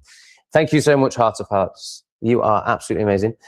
I love your name. Thank you for emailing me. I've made Rachel aware on my live stream, and after this live stream, I will forward her your contact details. How do you feel about me using your name on the stream? Absolutely happy not to. It's a beautiful name. I really hope I say it right, because I definitely, if you hadn't have told me how to pronounce it, I definitely wouldn't be pronouncing it right. But I'm not going to use it until you okay it, and also there's no pressure in that. Like you don't even need to, if you'd rather me just call you Heart to Heart, just don't respond, or you do whatever's right for you, because you will. But don't even think you need to answer my question. If that's a no, and then I will know from just the non-response. Heart to Heart, definitely pixie energy, definitely beautiful pixie energy. Yeah. Thank you so much. I love the beautiful numbers that you've used. Oh, I love Heart to Heart so much. And yeah, and thank you for emailing me. It's really nice to get some contact with you. And of course, I'm going to email you back. And yeah, it's really nice to. I just love the energy it was sent with. It was so. There was so no grabbiness in it. There was no expectation in it. No. Need from you for anything from me. There was just love and a clear can you help me make something happen? Beautiful. Great communication. Proper communication with a proper person who can hold themselves. Like, oh, it's so beautiful. And then there's Sophie in the chat. The paradox of this world. Have you seen the latest update on the analog 3D system? Line doubling from 320 to 640. Conquers bad, third day. Now has... Yeah, I don't even know what you're talking about, mate. You need to dumb it down for me, I'm afraid. AI went rogue today. Thoughts? I don't know anything about it, mate. You'll need to tell me more, and then I can give some thoughts. So I'm learning how to use OBS. The next stage is more stickers.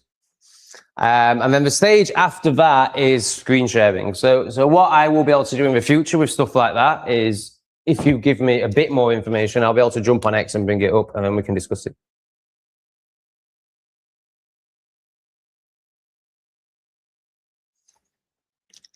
I'm just feeling the tingles of a cold sore.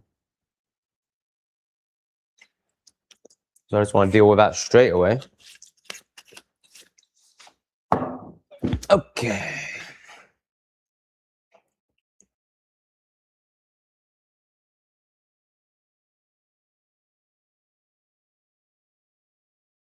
Hello. No, the Russian chick remained exactly as you saw. Well, we had a really nice, and it's on camera actually. I'm filming in my hut, I'm ranting away. And then she comes and knocks on my door to say bye. And it's really nice. Like, yes, she's very cold. She hates herself. She's not connected with her heart. That's very clear from the content. But she has a good heart. She's a good person. But she's just very miserable. She hates herself, And I think she's suffered quite a lot in Russia by the sounds of it. I mean, the fact that you can't earn money as a YouTuber, like, that's just obvious. That says so much about Russia.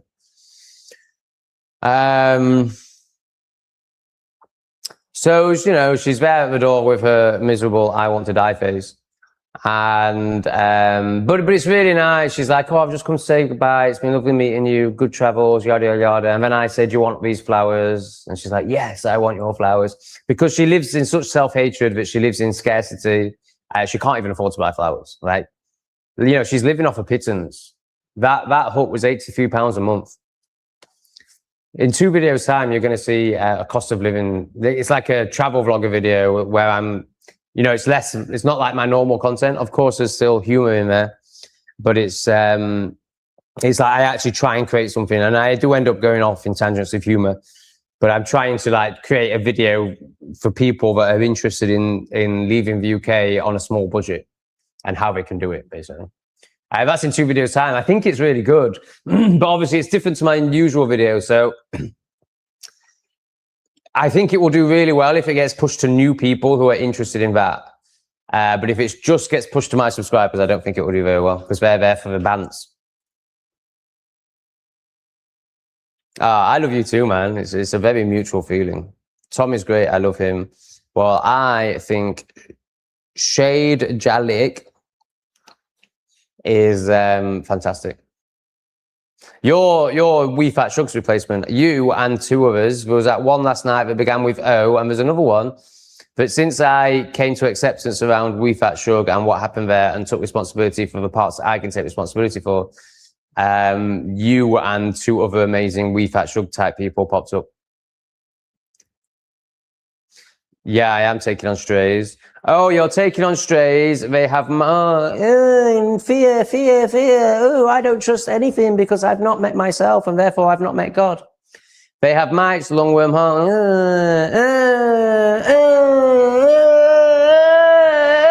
Fear, repression, control. Yeah, I don't live like that, mate. Oh God, it must be awful to be you, man.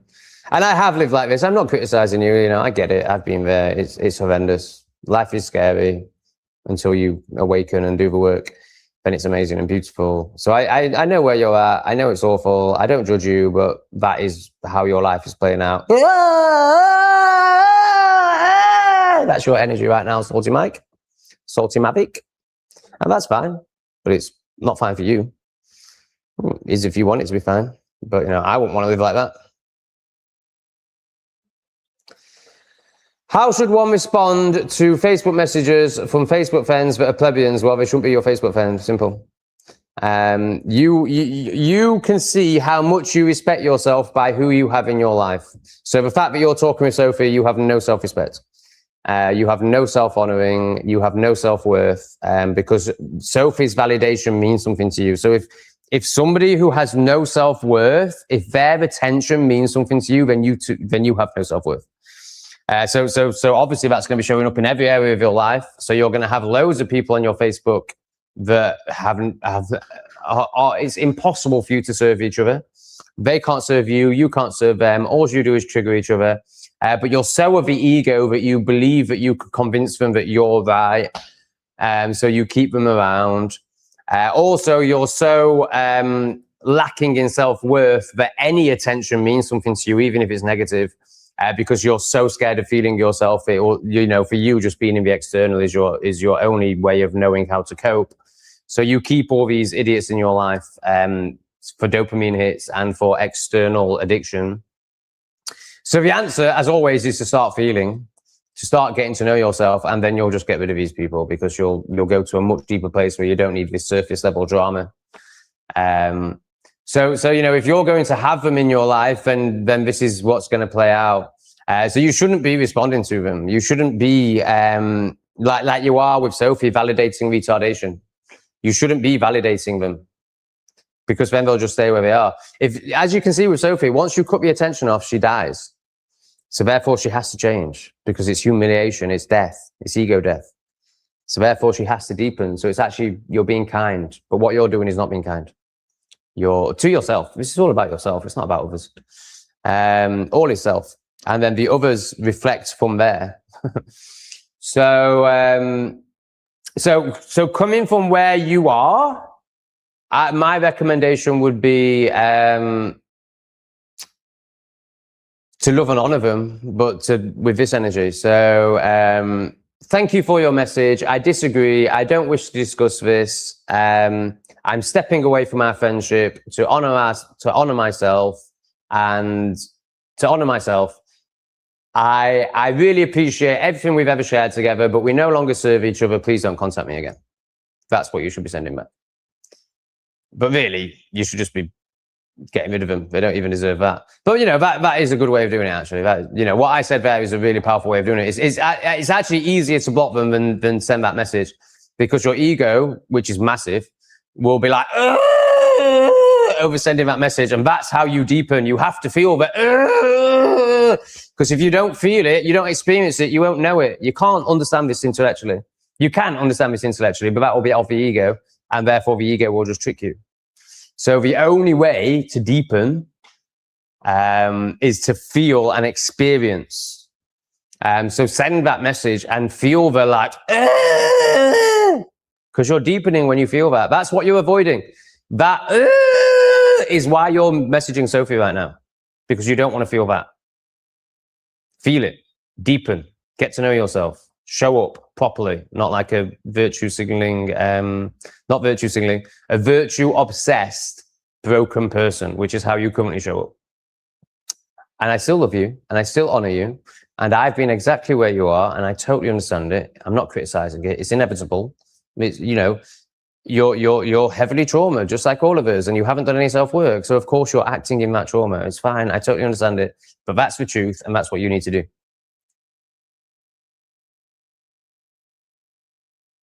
There's also that, but I disagree, Debbie, because they don't even deserve engaging with. So, Straw, just go a bit deeper in the conversation. So the difference is, Debbie, is you are aware and you are a teacher and you have met yourself.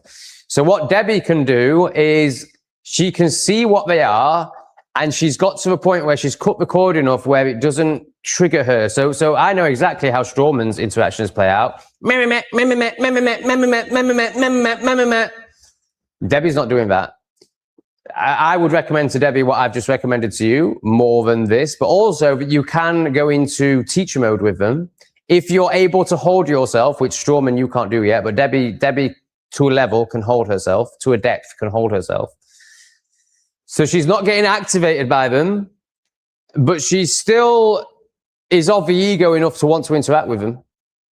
So, but what Debbie can do, as she does with Sophie, is she can ask them questions. So rather than, I think this, you're wrong, you're this, you're that, name calling, which is where Strawman's at, Debbie will go, here's a question that will make you think.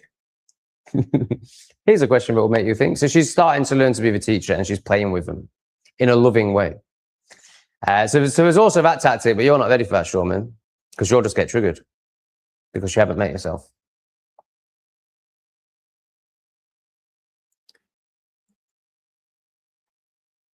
Yeah, there you go.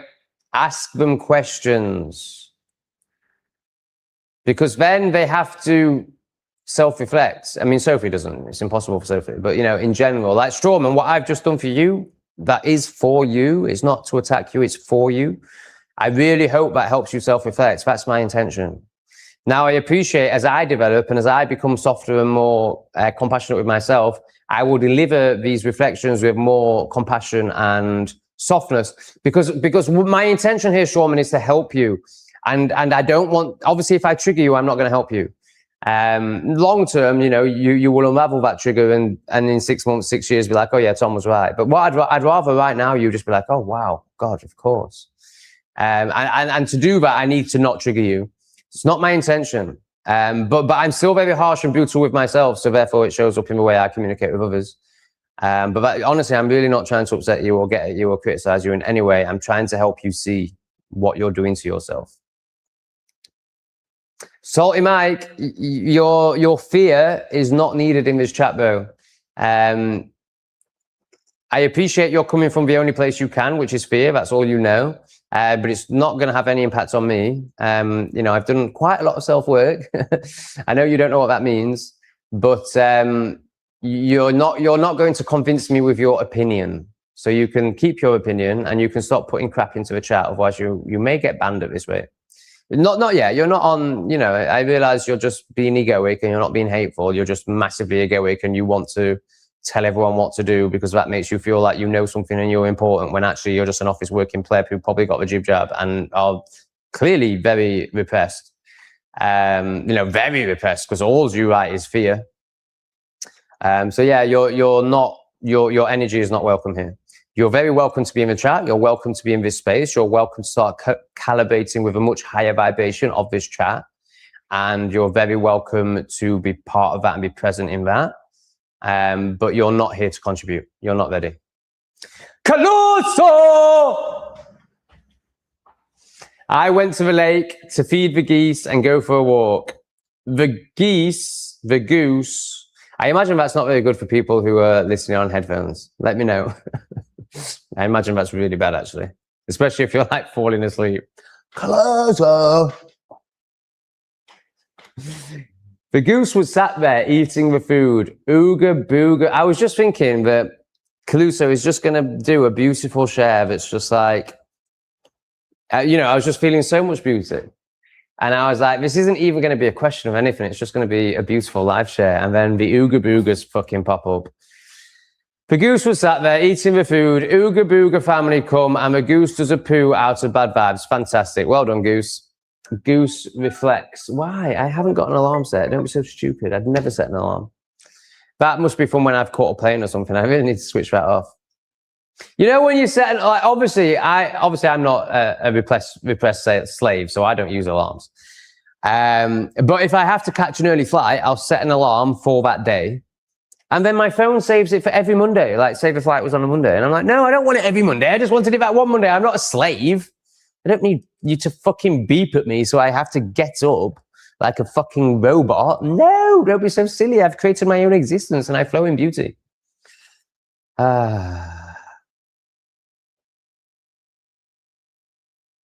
Oh, God, Sophie's just so stupid. Oh, bless her. No, don't worry, Salty Mike. I will never be raising any of your comments again because they're fucking disgusting. Not disgusting. They're not hateful. They're just so fear vibration. And the fact that you don't want your comments raising, you come into a live stream and you're so entitled. You do say please. It is an ask. It's not an it's not a command. You don't have control here, Salty Mike. You have no control here. I do what I want. I do what's for the greater good of the chat, not even you, but also you. So I'm going to poke at your fear because your fear needs to be poked at because you're living in immense fear and it must be horrendous and it's going to end up as dis-ease, most likely. So, I'm in service to you. I'm here to help you, but I don't think there is much helping you right now other than to give you a few prods. So I'm not going to follow your commands. I'm going to do as I see fit because I have a much deeper connection with self and therefore it all than you do. And I know what's best compared to where you're at. So I'm here to help you, but more importantly, help the collective consciousness, which right now is showing up as a chat stream on a YouTube video. Heart to heart. Hi, Tom. Thank you for passing the message to Rachel. You can use my name, of course. Okay, I'm a bit scared about this because I am special needs when it comes to pronunciations. So Heart to Heart's name is spelled I-G-A. Now, Heart to Heart, am I right in thinking that you're Scottish? Because to me, this sounds like an Icelandic name. But maybe it's because you use igloo as the way of telling me how to pronounce it. So can you give me that information, please, Heart of Hearts? Heart to Heart. Heart to Heart's name is I-G-A. And it's pronounced... The I is pronounced as in igloo. So obviously if I was to just read that, I wouldn't pronounce it as I'm about to pronounce it. I don't even want to say how I'd pronounce it because I don't want to say the name wrong. I want to fully respect this amazing woman. So I think I pronounce your name like this. Eager. Is that right? I'm trying my best. And I am really, really, really, really special needs when it comes to pronunciation. Eager. Is that right? Have I said your name right? It's a beautiful name. I mean, any unusual name to me is beautiful, but I want to know the origins of it. Or is it a name you've picked up later in life? Was it your birth name? Or tell us more. Tell us everything you're willing to tell us about your heritage and your name, please. And maybe that's in the email form. I imagine you're happy to put it in the chat, but if not, email me. Oh, mate, I look out for your comments. You're like, you don't even donate and you get special privileges. You may have donated before. I don't think you have. That's for Rachel. Go on, Debbie. You keep asking those questions. There's no point. There is no point. But it's great practice for you. So the outcome, Sophie's inability to receive your wisdom and love is not what's important here. It's your learning. Caluso, I'm going to roll one and put the kettle on. That sounds like a great idea. We've earned it, brother. Life is good. Let's just chill out. I totally agree, man. Because to get to where Caluso is and where I am, and I'm not saying we're in exactly the same place. I don't know. My assumption is that I'm a bit further on the journey than him, but I could be wrong. And that's basically only based on the fact that he's on benefits and he holds to his story of like that's empowering. Which I totally understand, and I don't criticize, but I think there's fear and repression in that story. So I think I'm a bit further on the journey than Cluso, but Cluso is very far on the journey, and has therefore done a hell of a lot of self-work. So absolutely, we have earned this joy that we live in. This joy that we live in has, taken a lot of work, as you well know, Cluso.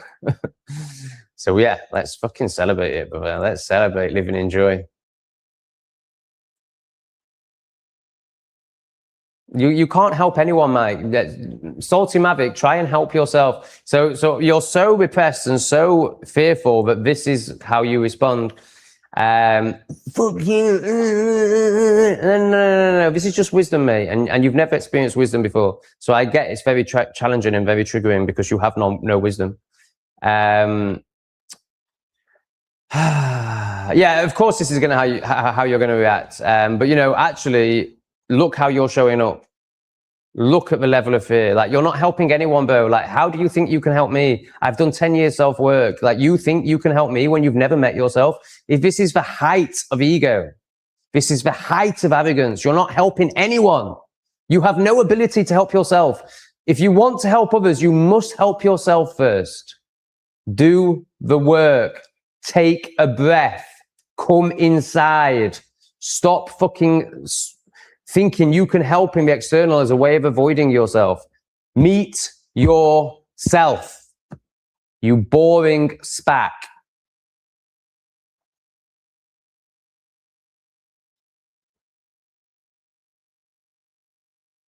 I don't think I'm enlightened. I know I'm wise and deep. So why attack your audience? I'm not attacking my audience. You think it's an attack because you're so repressed and so retarded. You see anything that's beyond your perception as an attack because you're so defensive. If ain't prepared to treat your strays with large, I'm more than happy with large veterinary bills. I have loads of the money. I can create abundance whenever I want, no problem. Look at what Eager just did. It's not positive. It's from fear and it's very negative. And it's not about positive and negative. I don't live in duality. Like, I know this means nothing to you, but you think you can, like, no, you've done no self-work. You haven't met yourself. Compared to you, I am an enlightened God, yes, and I can own that because I love myself and I'm just honest. Like, of course, on the scale of enlightenment, I'm not enlightened, but compared to you, like, I'm fucking God.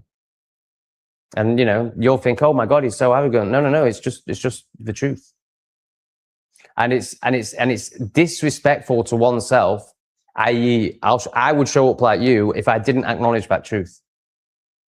And it's hard for me to acknowledge that truth because I know how much you're all going to project onto it because most of you haven't met yourselves. But it's the truth. And you need to know the truth if you're going to better yourself. So I'm here to help you by opening myself up to all of your projections, all of your hatred, because I know how psychology works. I know how the human mind works. I know exactly how you're going to react. But I'm still willing to do that. I'm still willing for you to all project onto me because I'm here to serve you. Because I'm so fucking enlightened. That last bit was just to piss you off. Because I'm also so unenlightened that I still get triggered by you. And therefore, the defensive part of me wants to piss you off. So there's a lot of that going on as well. I felt something for my wider family members once. Now I just feel a duty to inform them about funeral dates whenever it's my responsibility. Yeah, perfect. Whenever it's my responsibility to. Yeah, exactly. So So Shade Jalik, Shade Jalik knows herself. I think we've established you're a her. I think. I'm just going to use her, but correct me if I'm wrong. Shay Jalik knows herself well enough, has met herself deeply enough, and now honors herself enough to not get lost in people-pleasing, duty, repressive cultural traditions that tell us that blood is thicker than water and that you must sacrifice yourself for somebody if they're a blood relation, even if they show you no respect, no honoring. They vibrate very lowly and they don't bring anything to your life. And to be able to meet them, you have to bring yourself down and repress yourself every time, and you have to tread on eggshells and not say what is true, as most people live. Well, Shay Jalix is not doing that anymore. So Shay Jalix is honorable enough to just let them know if they need to know a date. But she's not self-deprecating. I can't say the word. She's not doing herself down enough to have to interact with them, because to interact with them would be to live in repression. And she knows that because she's met herself. Fantastic. So yeah, so as you can see, I know you won't be able to see this salty Mavic because you don't want to see, because then you'll have to accept everything I've said about you is true. But I don't just do down my audience. I do down retards, in the hope that you'll wake up. And I appreciate it's not the best way to do it, but it's the only way I know how to do it in this now moment. And that is changing with every live stream. I get a bit softer and a bit more able to meet spackers. You know, I mean, just the fact that I'm calling you a spacker and an artard, that gives you no chance. You know, straight away you're triggered. Straight away you're in defensivism. So I'm giving myself no chance, or I'm giving you no chance. And I know that. But there's also this part of me that gets triggered by it to the point where I have to name call, which is obviously not the way and is obviously very unenlightened. But the proof is right here in front of you right now. But actually, I want to honor my audience. Actually, I want to connect with my audience. But the problem is people like you come in and make that very difficult. And now, if you just knew your role and sat there and shut up and listened and learned, but because you're so shallow, you're so of the ego, and you think you have something to offer. So you come and, or like, this is the thing, like the worst people say the most. The noisiest people are the people who haven't met themselves. If you've met yourself, like look at Heart to Heart, man. Like she just comes in with like what's needed, which is basically love and holding Rachel's hand. Because she can see that Rachel's on the journey. So she's honed in on Rachel. Because she knows exactly what the journey is. She's been there. She totally honors it. She knows that once you've experienced to the level that she's experienced yourself, and therefore all of it, all you want to do is hold people's hand who are also trying to do the same thing. So she's really seen that Sophie is really doing that, and she's honed in on Sophie and is now holding Sophie's hand to the point where she's giving Sophie her number. Sorry, not Sophie, Rachel. Definitely not Sophie. Heart of Hearts. Heart to Hearts. Iga. From what I can see, I could be wrong, but she doesn't put any energy into Sophie because she sees that there's no point in this now moment, that Sophie isn't ready to receive. But Rachel is definitely ready to receive. You got some work to do? Yeah, I have. We've all got work to do, but fuck me, coming from you, mate, you don't even know what the work is.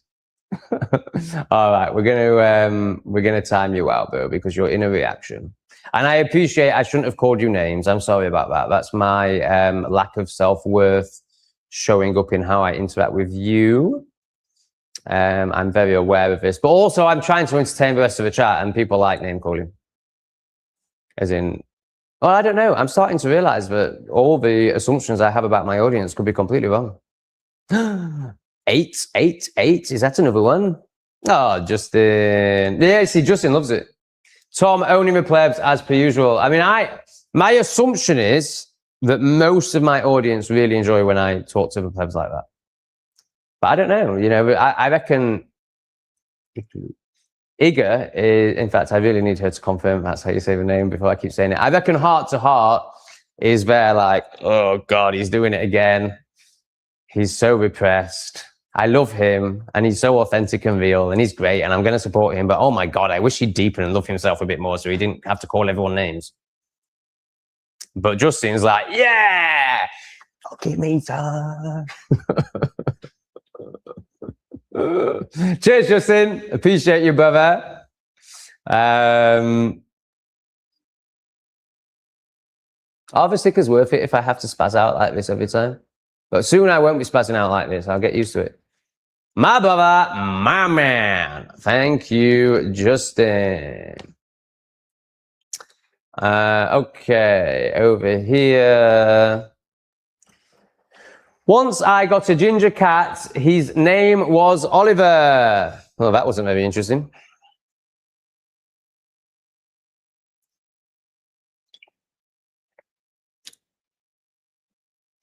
So yeah, I just want to bring this up again because it's so good. Like the idea of being in interactions with my wider family. I have told you the story about how I lost all my family members, except my mum and my dad, before, but I might tell you again because it's so good. But yeah, it was in the COVID times. I'll do it briefly.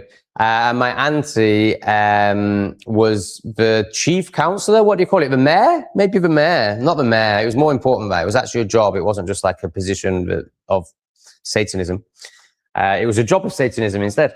So she was the head of the council, basically, quite a big deal in Shrewsbury. And so and this was in COVID time. So obviously she was loving it because she was the head of telling people what to do. She had to tell the plebs who was getting off on telling people what to do for the first time in their lives. They actually had some power in their minds. Obviously they had no power because people like me were just like, no, I'm not standing on your spot. No, I'm not wearing a mask. I will never, ever wear a mask. Ever. I mean, in Asia, it might. If it happens again and I'm in Asia, it's going to be very hard to not wear a mask. But in England, obviously, I've never worn a mask. Never, ever. Not once did I wear a mask for all that debacle. So we start going through each other on Facebook. So she's like, her daughter is like, there's people in the park. This is not, what was the words they were using? Keeping people safe, maybe. I think there was a particular phrase that she used, but obviously she'd just been programmed with from the BBC. This is not keeping people safe. So then I'm like, thank God people are in the park. I hope they were all hugging. So obviously they totally freak out. Anyway, that goes on for 3 days. And then I end up just ripping them all to shreds, like pointing out that the 26-year-old my cousin, lost his virginity at 26 to a prostitute because I basically just said you're all, and I don't mean retarded as in the way I use it now. I mean actual, like they actually are. They're high functioning, like they're heavily autistic. They're kids. You know, the kids are so socially inept, Anyway, I absolutely ripped them to shreds, and then my sister fell out with me over it. Because obviously then my mum, because my mum and my sister aren't interested in truth, they're just interested in keeping the peace. So having retards in your life, even though they make it much worse because it's much easier than confrontation and truth, the inevitable confrontation that truth will bring in an insane society. So they're mortified that I've spoken in a true fashion. And obviously they just blame me for it because why can't you just be nice? Just be nice, Tom. Why can't you just be nice? Why can't we all just march to enslavement and our deaths nicely? No, fuck that. I'm going to stand up and fight. So my sister stopped talking to me then. And now I only have my mum and dad, and I don't bother talking to my dad because there's no point. He's a 4-year-old. I don't want to talk about football. That's all he can talk about. But I love him and honor him for what he is. He did a great job. He did a great job from the limited capacity that he had. Hey all, hope you're doing better than me. Just finishing watching Leaving Neverland. Michael is so evil. Yeah, be careful. I'm not going to say what the answer is because I don't know. But so I had a very similar reaction when I watched that. I absolutely bought it. But the more I see, the more I am open to and lean towards. It is very strange having children in your bed. Michael's relationship with children was very strange. But also, I can understand, Michael is clearly a child. Energetically, Michael is a child. Like, look at how he speaks, look at how he acts. He is a child. He was very, I understand psychology and trauma. It was only one bar. Maybe that's not necessary. I understand psychology and trauma well enough to know that if you're traumatized in a child, then you show up as a child and you don't do the work and you don't heal that, then you show up in that energy. So Michael Jackson, we know about his childhood. We know it was very traumatic. And he shows up as a 5-year-old. So therefore he interacts with he vibrates with 5-year-olds. He only really knows how to interact with 5-year-olds. So it could be really true that he just wants to play with other 5-year-olds. But also, if you're coming from that energy and you're a man, you also have sexual desires. And guess what? If you're trapped in that energy, guess what? Where your sexual desires are going to be directed. So it seems very plausible to me that Michael genuinely wanted to, well, not plausible. It seems very obvious to me that Michael wanted to play with children, as in play with children, because he is a 5-year-old. But also understanding psychology like I do and shadow like I do, I also know how his sexual desires are going to play out. It's very hard to believe that he didn't do anything sexual with those children. But also, what I've seen is that he was exposing the system. I mean, I don't know if you've seen that speech he does on stage where he talks about his Sony contract and what he's done to Sony and all that. And there's a song, I can't remember which one it is.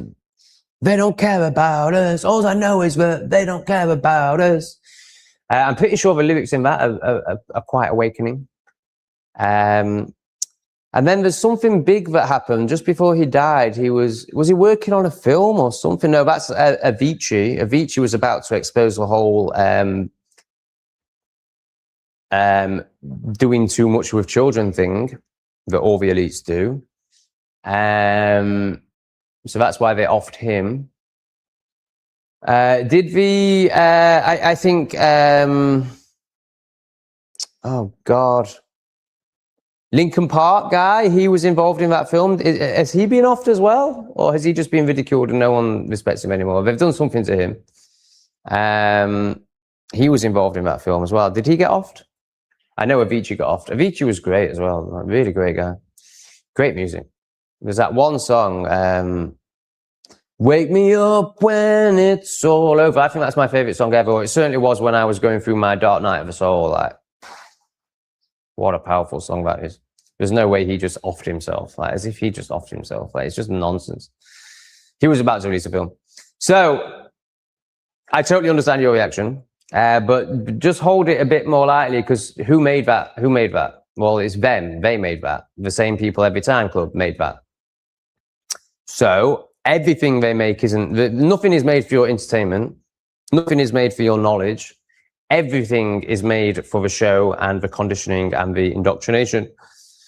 So I would just hold it lightly, mate. I'm not saying which way to go on it, but you've gone very dualistic. You've gone very, it's this. No. There's a full spectrum of possibilities. Hold it a bit more lightly.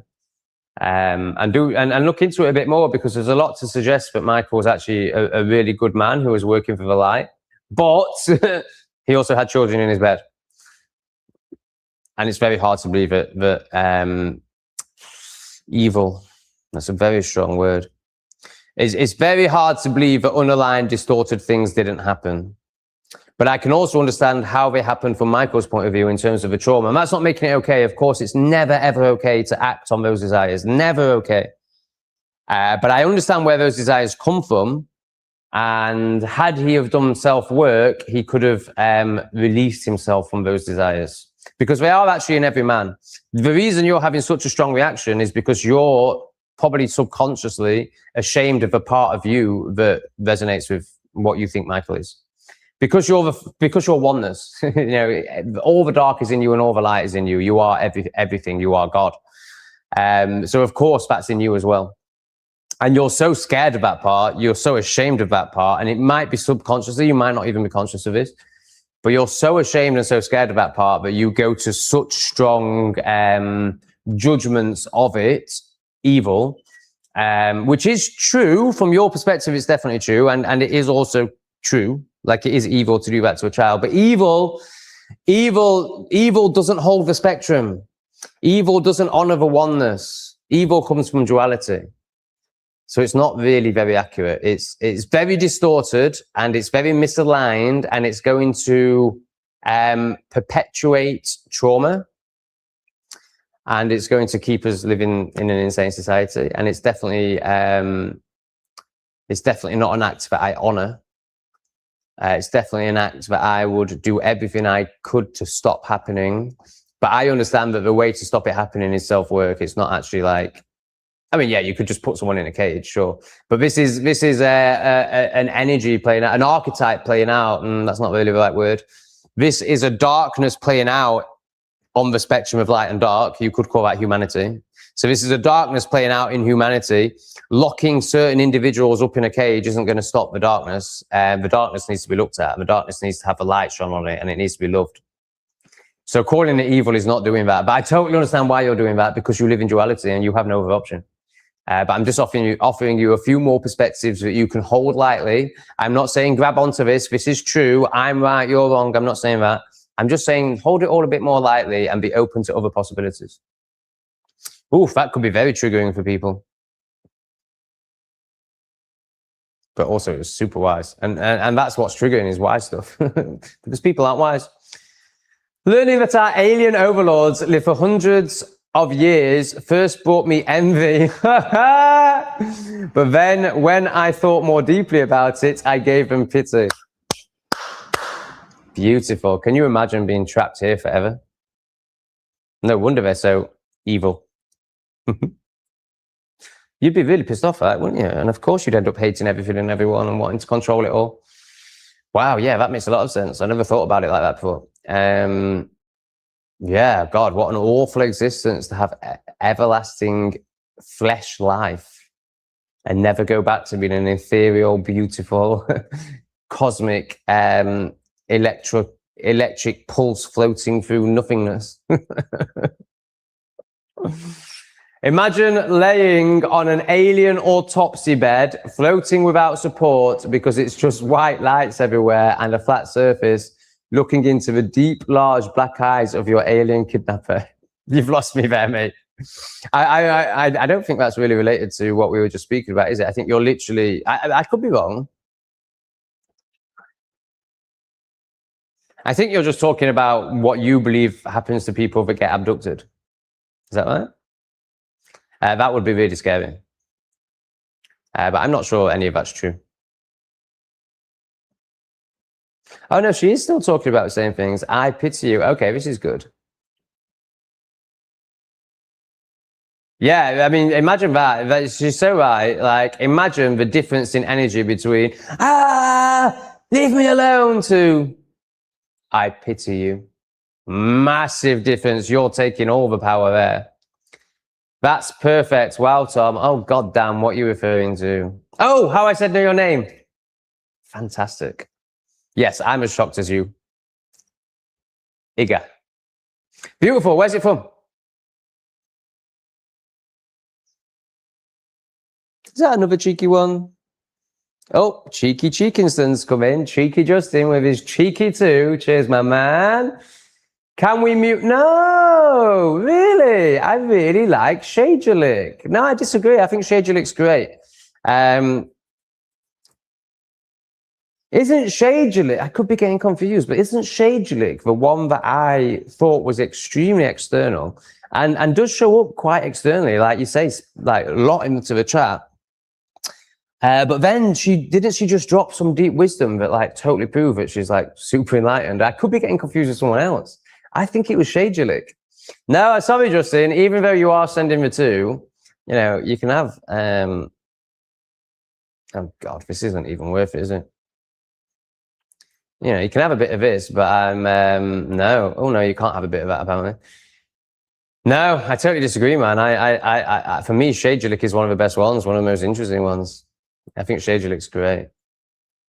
You know, I mean, compare it to like, you know, you say that about Shadelik, but Shadelik's contributing. Like, why would you not say that about Sophie? Like, surely Sophie takes up way much more space in the chat and she's not contributing anything. Like, surely that's way worse. Surely there's loads of people that you could have said that about before Shadelik. Yeah, the power and the amazing moment that would create. Yeah, you're so right. Like, it's such a different reaction to most people. Okay, we've got some information about Iga. I was born in South Africa. Wow. My parents are Polish. Okay, Iga does feel like it's got Polish roots. Icelandic, maybe Russian roots. And Poland and Russia have got quite shared histories. I do not know what I'm talking about. I could be completely wrong, but they're next to each other. And I know that, you know, well, I don't know anything, actually. I'll just stop speaking about that. I was born in South Africa. My parents are Polish and have been living in Ireland since 2006. My name, meaning, is female warrior. Oh, yes. Where does it come from, please? Presumably Poland. South African. So you are South African. You're an Afrikaan. Is that right? I'm releasing a video today with an Afrikaan female who is so heavily conditioned by it all. Really, really great character. It's going to be a good video, but but her conditioning does come up in the video. She's talking about Afrikaans honoring themselves. So there's a group of Afrikaans. So for the chat, if you're not aware, Afrikaans are Dutch people originally living in South Africa. And they're the ones that built South Africa and made South Africa amazing. And then we ended apartheid, which obviously is a great thing. But somehow, after that great thing, South Africa went to shit. I wonder why. But it was definitely a great thing. Don't question it. Diversity is our strength, of course. And we should always be allowing beasts of the land into civilized societies because they ruin it. And of course, that's our strength. Diversity is our strength. Don't ask any questions. Yeah,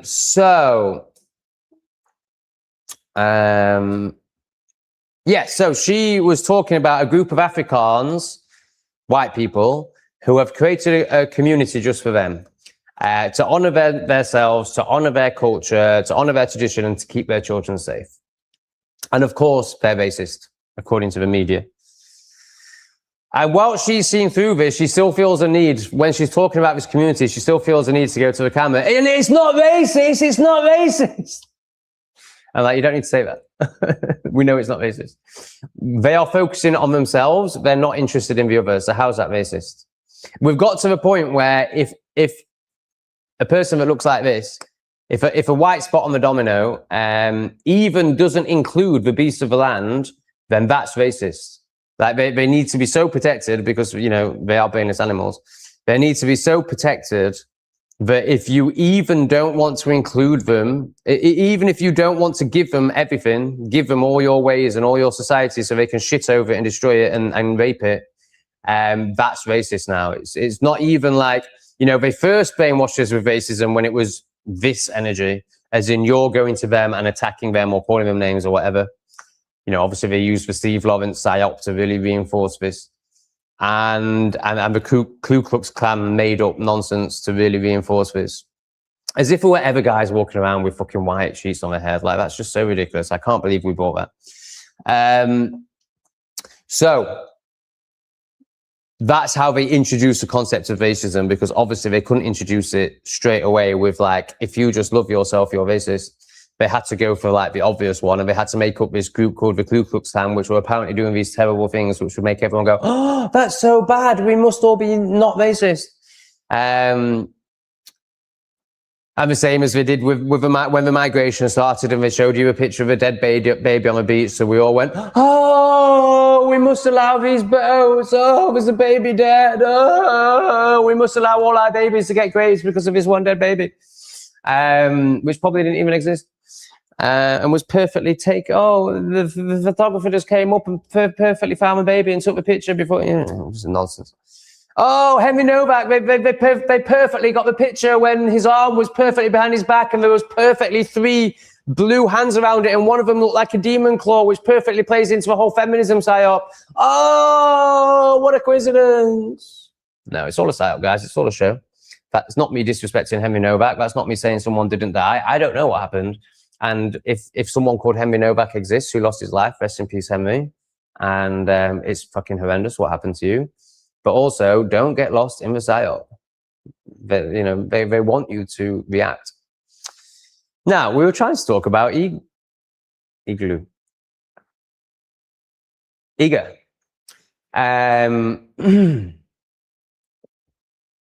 Had we finished? Polish. Yeah, I think I just want to know, I just want confirmation on where ego comes from.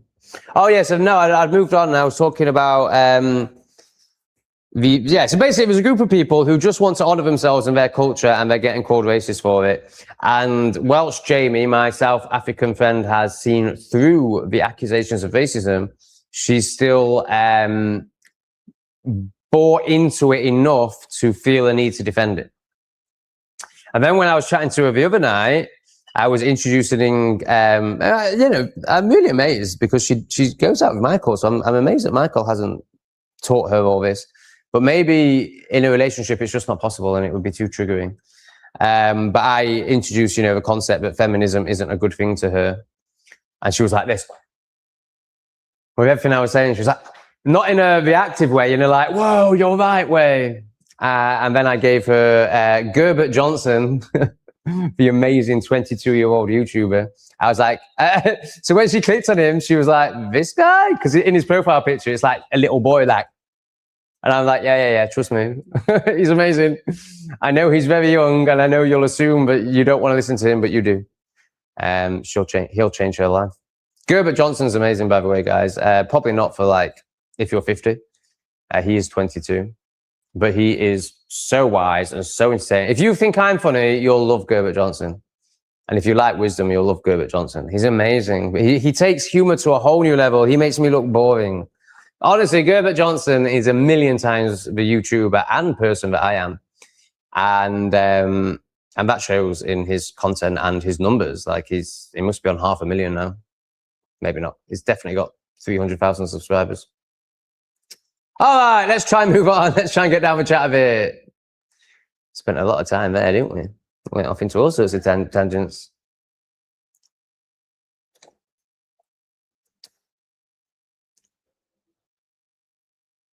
Shay Jalik knows. Right, let's try and get down the chat a bit. Let's not get too lost on Shay Jalik. Oh, this person, I like this person. Sorry, I've got lost again. We're not going to get down the chat. Mister, I hate to be that guy. Oh, do I like this guy? Oh, right. Yeah. I like this guy. But do you have tattoos? Correct. Tattoos are a bloodletting ritual similar to the ones performed on the Asian and totally agree. Only artards get tattoos. Only people that are in the external get tattoos. Only people who are trying to be something through the external get tattoos. Just like I was 10 years ago. It was a very repressed decision. I hugely regret it. But also I'm now coming to a place, there's that, which I don't know much about. But for me, it's poison. And it's just egoic. And people just look better without them. There's not one positive thing about tattoos. So I totally agree with what you, and I would add more to it. But I am now coming to a place of not judging it, not shaming it, not caring about it, realizing that, yes, ink is poison, but in some way, as in it shouldn't be in your body, and it may actually be a bit poisonous, but it's not going to affect me, and it doesn't really matter because I'm such a high vibrating enlightened being. So wow, Justin really doesn't like Shadjalik. Show Tom more respect. Shadlik shows me total respect. I think you're spazzing out, Justin. I'm a total pleb in comparison to where I need to be. Shadjalik is very self-aware. I don't know why you've got an issue with Shadjalik. I think Shadjalik's great. Yeah, totally agree with this. I like you, Duke of Death. You've just confirmed more so that I like you. Caluso was doing public stretches and some guy came up to him and asked about my stretching. I asked him, do you not feel the need to stretch Are your muscles not tight? He replied, no, I was baffled. Yeah, I mean, they're just so disconnected. They're so disconnected. But, you know, can you not remember a time in your life where you didn't stretch? I can. I can remember a time in my life where I did nothing to serve my body. I did nothing to give my body what it needs and what it desires. I had no connection with myself. I still have a resistance to stretching now. I mean, I do it a lot. I mean, I haven't stretched since I stopped going to a sauna and stopped going to yoga. So I haven't stretched for almost 3 weeks. So I totally understand what you're like. I totally understand like how repressed that man is and how shocking it is to you now. But it seems like you've forgotten who you used to be, Cluso. Your art-hardened days. Never forget your art-hardened days because they help you connect with the plebs. They help you have compassion for the plebs. They help you remember that they're just children who can't do long division, and you wouldn't get angry with a child that can't do long division. So why would you get angry with an adult that, I know you didn't get angry, but you know, even judging them. And obviously I realize that I do this, but you know, I understand that there is another way, and I'm leaning into that other way, and I'm, you know, offering this to you because you may want to as well. Right. So when it comes to like, you know, these, I try and remember that they're children. Spiritually, they're children. And I would never get angry with a child who can't do long division. So therefore, why am I getting angry with a spiritual child that doesn't know how to stretch or shits all over the chat? But I still do. Tom, your pronunciation is absolutely spot on and I appreciate it. Other people have not been able to say it, even though I said it straight to their face. Yeah, it's an interesting one because I think I can only speak from an English perspective, but I think the English language actually. So usually that spelling would be pronounced I, wouldn't it, rather than I. So I can totally understand why people struggle with it. But also, it's not that hard, especially when you give the igloo example. And especially when you say it right to her face. And it is 3 letters. So yeah, it's pretty repressed, what I usually call art-hardened. But repressed is actually a better word. I'm not just doing that for YouTube. It's actually a better word. And it's a softening in me. It's a less like, I want to attack you. And more, I want to serve you. Now, it's still going to be way too triggering for people. I need to move on from repressed. But right now, I think we're going to change art-hard to repressed. That's the next step. Okay, let's try and get down this chat. There's so many interesting people. I had a fly annoying me yesterday. I was calm, then I wasn't. Started swearing at it for 10 minutes. Then I accepted it was going to leave me alone. So, don't know the last bit. Yeah, it's really interesting, isn't it? Like, I really believe, well, everything is just a reflection of self and everything is sent to serve you, whether that's to trigger you into service, trigger you into deeper parts of yourself or to honor you. And I think flies are a big one, man. Like, for me, it's like, fly lands on you, and obviously the ego wants to freak out about it and control it, swat it away, kill it, swear at it, control the situation. But for me, it's just the universe being like, do you want to surrender? Oh, no, okay. Here's 5. Do you want to surrender now? Oh, okay, here's 10. All right, fine, I'll surrender. Otherwise, you're just going to send 20. I love it. I love how it teaches you, but it's so annoying as well.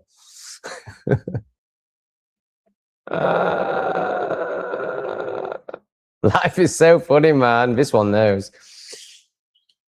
Iga, my day has, you know, so look at me. I have to do it. I have to practice it every time I say it because it is, for the brain, it's quite contradictory to well, it's completely contradictory to how we know how to pronounce IG. So like, I've just laughed at people who can't do it, but actually I can't do it either. And I'm only able to do it because I respect you so much and want to honor you so much that I'm willing to put in the effort to get it right, because it does take a lot of effort. My day has been filmed with synchronistic numbers and songs. Also, Avicii, Tom, Wake Me Up. Yeah, that song is amazing, guys. If you're in the dark night of the soul, or even if you're not, it's just a beautiful song. But particularly if you're in the dark night of the soul, that is an amazing song. I'm going to listen to it after this podcast live stream. I love how you honored the synchronistic numbers that have been in your day by sending a synchronistically numbered donation. Iga. Sorry, I meant I accepted it wasn't going to leave me alone. So my brain told me to imagine I was all alone in the world apart from this fly I spent the next half hour in my mind getting to know her. That's a really good tactic, because you would, if you were all alone, you would be so desperate for connection. You'd be like, oh my God, a fly! Come and land on me. And it's really interesting, isn't it? Because if it was a butterfly or a dragonfly, you'd want it to land on you, right? And you would see that as some sort of great honoring. And oh my God, I'm so enlightened that a butterfly has decided to land on me. What would be better than that, and where I imagine what you would say, Kerry, rather than an egoic twat like me, you would say, I'm so soft and centered and connected that this butterfly is reflecting that to me, or something along those lines. Maybe not I'm so, because that's still of the ego. But, you know, you would acknowledge the qualities in you that has aligned with that butterfly and made it feel safe to land on you. Would have been a much better way of saying all that without my egoic projections in there.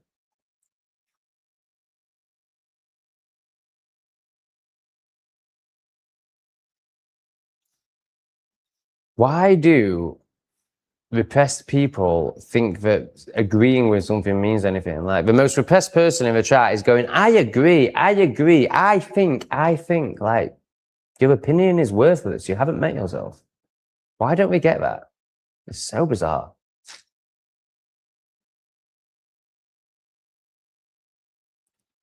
Debbie's had some drama at home.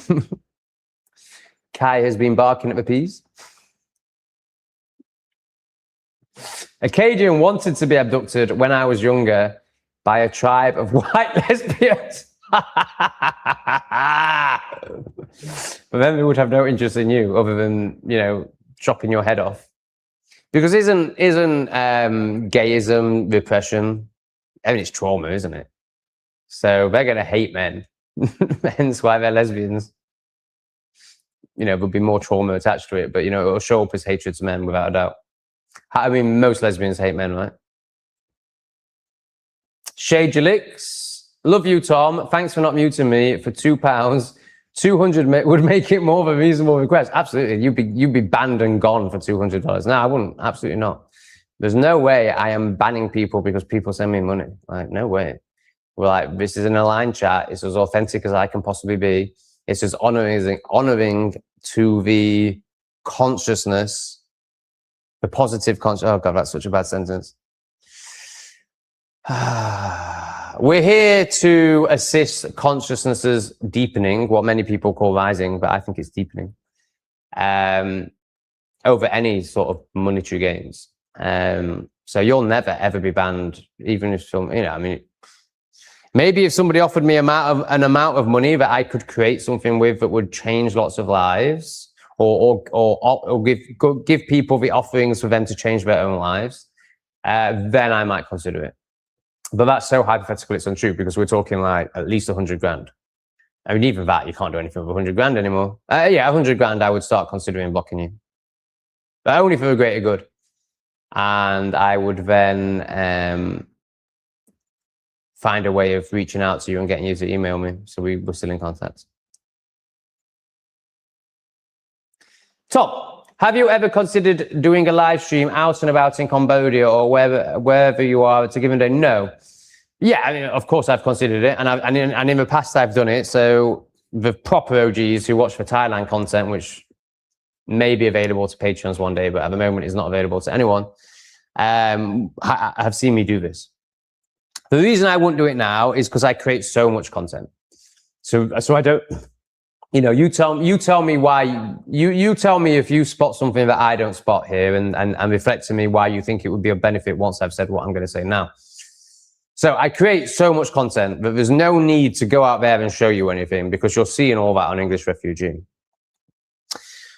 I also do a live stream every night in this form, and what this allows me to do is bring comments up on screen, do gay little childish things like this. It produces a more interactive stream than if I was out there doing it on my phone, because I wouldn't even be able to bring your comments up. I would barely be able to read your comments.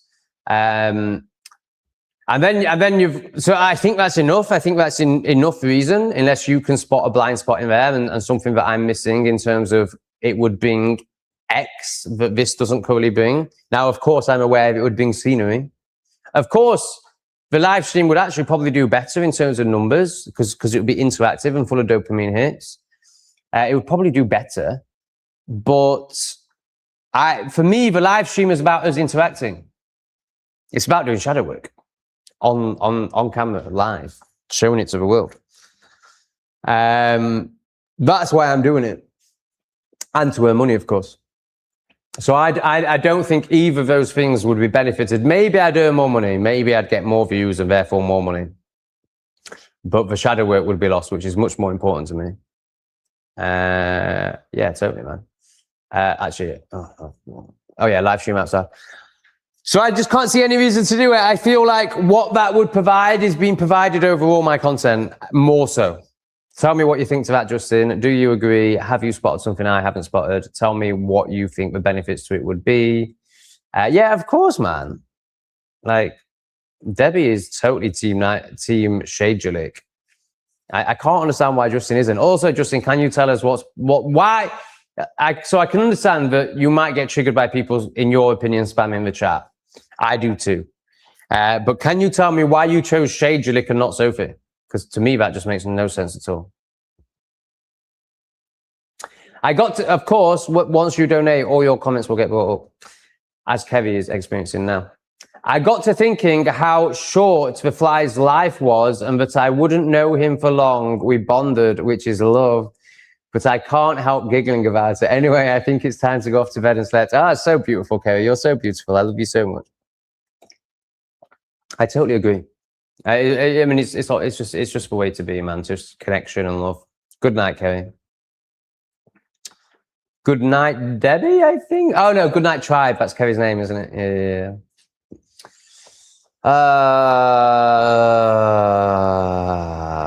Oh yay, more IGA information. Yes, Tom, I was born in South Africa. I am no longer able to speak Afrikaans. So you said that you have Polish ancestry, so you don't have Dutch ancestry. Is that right? You're Polish, or you're maybe about to tell us. Maybe I should just read the comment. If you don't use it, you lose it. Yes, in terms of Afrikaans. My first language is English, and I speak fluent Polish. The name is Polish. Okay, great. So clearly you're Poland's emigrate. You're Poland's. You're Poland's. That's great. Obviously, I was meant to say your parents, but you're Poland's. Migrated to South Africa for a better life, presumably. Did that work out? Tell me about your early life in South Africa, if you wish to. I'm interested. Why your parents went there, and did the reasons they went for play out, and did you end up having to run away from bioweapons? Even though diversity is our strength and we're all the same. And obviously apartheid was a terrible thing, even though it protected people and stopped people getting raped and stopped cities being ruined, but it was a terrible thing. Even if all the evidence suggests otherwise, it was just a terrible thing because we live in a liberal paradigm, and obviously science is religion and diversity is our strength. How much do you work, Tom? Incredibly productive, doing a 4-hour live stream every day, plus around 2 hours of videos and other channels, shooting, editing, etc. Okay, so is it work or is it purpose? Is it passion or is it work? There's an element of work to it. The work is descriptions, which I use AI for, but it's still just the doing of it. Thumbnails, work. Editing videos, work. Filming videos, maybe English refugee and Not Today Satan, you could say is work, but I also quite enjoy it. Tom Greatsex videos are total passion and purpose. And the other two are like kind of 50-50 between work and passion and purpose. Live streams, passion and purpose. A little bit of work in the fact that I've changed my sleep routine over it so I can live stream at a reasonable time for UK people. My aim is, this one isn't a great example of that. My aim is to wake up at 3 a.m. my time. It's not an aim. It's an opening to doing that. without any like you must do this, or like if you don't get like, you know, if I don't get to sleep before 10 p.m. then obviously, like, so last night I think I got to sleep about 10:30, and so therefore the stream started at 5 in the morning for you, sorry, around 10, 11 o'clock at night rather than 8 or 9 p.m. at night, which is obviously would be better, but I'm not going to sacrifice myself so much to make that happen. Like if it's 11 o'clock, it's 11 o'clock because my body gets whatever it needs first. So there is an element of work, there's an element of sacrifice, in fact, in the time that I do it, but actually this is a great honor, a great joy, a great privilege isn't the right word because I've created it myself. A great reflection of all the work that I have put into myself, self-work, that I'm now in a position where I can do this and it's received to the point where it's lucrative for me and it helps a lot of people. So yeah, I mean, the answer is a lot. From your perspective, if you're calling it all work, then a lot. 8 to 10 hours a day, maybe. Definitely 8 hours a day, maybe 10 hours a day, depending on how long the live stream is, really. So in terms of filming and editing, I do 5 hours a day-ish. It's going to be between 4 and 6 hours. And then there's a live stream. So yeah, it's going to be about 8, 9, 10 hours a day. But it isn't like going to an office. You know, it's not draining. There's no resentment in it. There's only gratitude and joy and love. Like, of course, there's moments where I'm like, oh my God, I've got to edit another video. Oh my God, I've got to speak to AI and get it to write some description, which is going to be way too woke. But I'm not even going to read it because I've just got no energy or interest for descriptions. So if it's woke, it's woke. Who cares? And then there's even days where I can't even motivate myself to write a description. And that's when I'm in the story of, that's when I'm in a fear response and I'm in a repression response. And I basically don't want to be seen by the world. And I don't want to put a video out there. So what I do is I just make it a bit easier so obviously that's being a child freaking out. Oh, you're gonna be projected onto, people aren't gonna like you. Just live in the minds of others and people please, make everything easy and safe. That's what being a child wants. So on those days, I just have to soothe the inner child and accept that that's, you know, how it's feeling and honor it and say, as the adult, say, you know, we are still going to release a video today. It's fine. I've got you. I'm protecting you. The demons can't affect me and therefore they can't really affect you. But I'll tell you what, let's make it easy for ourselves and let's not write a description today. And just put them out without any, and maybe not, and also not do the tags, not do the anything. Don't tick any boxes. Don't put an end screen on. Just literally that video that you already have edited. Just make a title and click schedule. You can do that without stressing out the inner child too much. And then we'll go and buy some ice cream for the inner child, you know, and reassure it. So I have days like that where I suppose you could say it very much feels, yeah, it definitely on those days feels like work. It feels like an obligation. It feels like I must put a video out today, not I want to put a video out today. But those days now are like 1 in 10. They used to be every other day or even every day. Yeah, so I used to feel really good. I used to schedule my videos in the morning in general. So this was a good day. So this is only when I was in Vietnam in the forest. This isn't long ago. I'd schedule my videos in the morning. I'd feel really good about it. I'd be like, I'm about to put some amazing love out into the world. Some amazing, love isn't quite the right word because I'm not in love. I'm about to put some amazing awareness out into the world. And then I'd have a joint and I'd be like, I can't share this. I can't. You'd be amazed the amount of times I've unlisted a video after that's scheduled and ready to go. Unlisted a video after having a joint. And then what I have to do the next day, so I can remember this particular video. I can't remember which one it was, but I remember this video got unscheduled 3 times because I wanted to release it at the perfect time, 6 p.m. So what I realized on day 4 of trying to release this video, and it wasn't, you know, it was received really well, like all my videos. It was received in exactly the same way as all my videos, but I'd managed to create a story that this one was going to be the one that was going to trigger everyone and get everyone to hate me. Which doesn't matter anyway. Like, I know that doesn't matter. If I trigger everyone and everyone hates me, then good, fine. no problem. But obviously the inner child is very scared of it. So on day 4 of waking up, like, oh my God, you did it again. That video's fine. The world needs that video. It's worth it. You know, it's worth taking the projections for the ones that it will help. What are you doing? Release it. So that day, day 4, I had to accept that if I scheduled it for the evening, the same was going to happen again, because it's happened 3 nights in a row. So the evidence is there. No matter how much the sober Tom in the morning can tell himself that, oh no, that's not going to happen today, because we've learned that it's ridiculous, because we've woken up like this 4 times now going, that's ridiculous. So no matter how strong the story is tonight, when I'm not sober, I'm going to remember this. Well, the evidence is there 3 times in a row that that's not true. So I had to honor that evidence, and I had to schedule it for 1 p.m. in the afternoon. So it would be done by the time I had a smoke, and there was nothing I could do about it apart from just freak out, which is, you know, just my process and doesn't affect the video.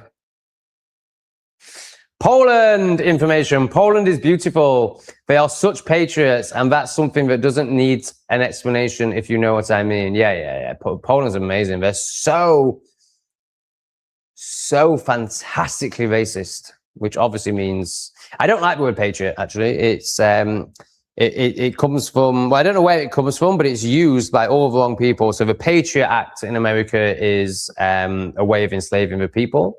And Tommy Robinson uses patriot all the time, and the people that follow Tommy Robinson call themselves patriots. So I prefer nationalist.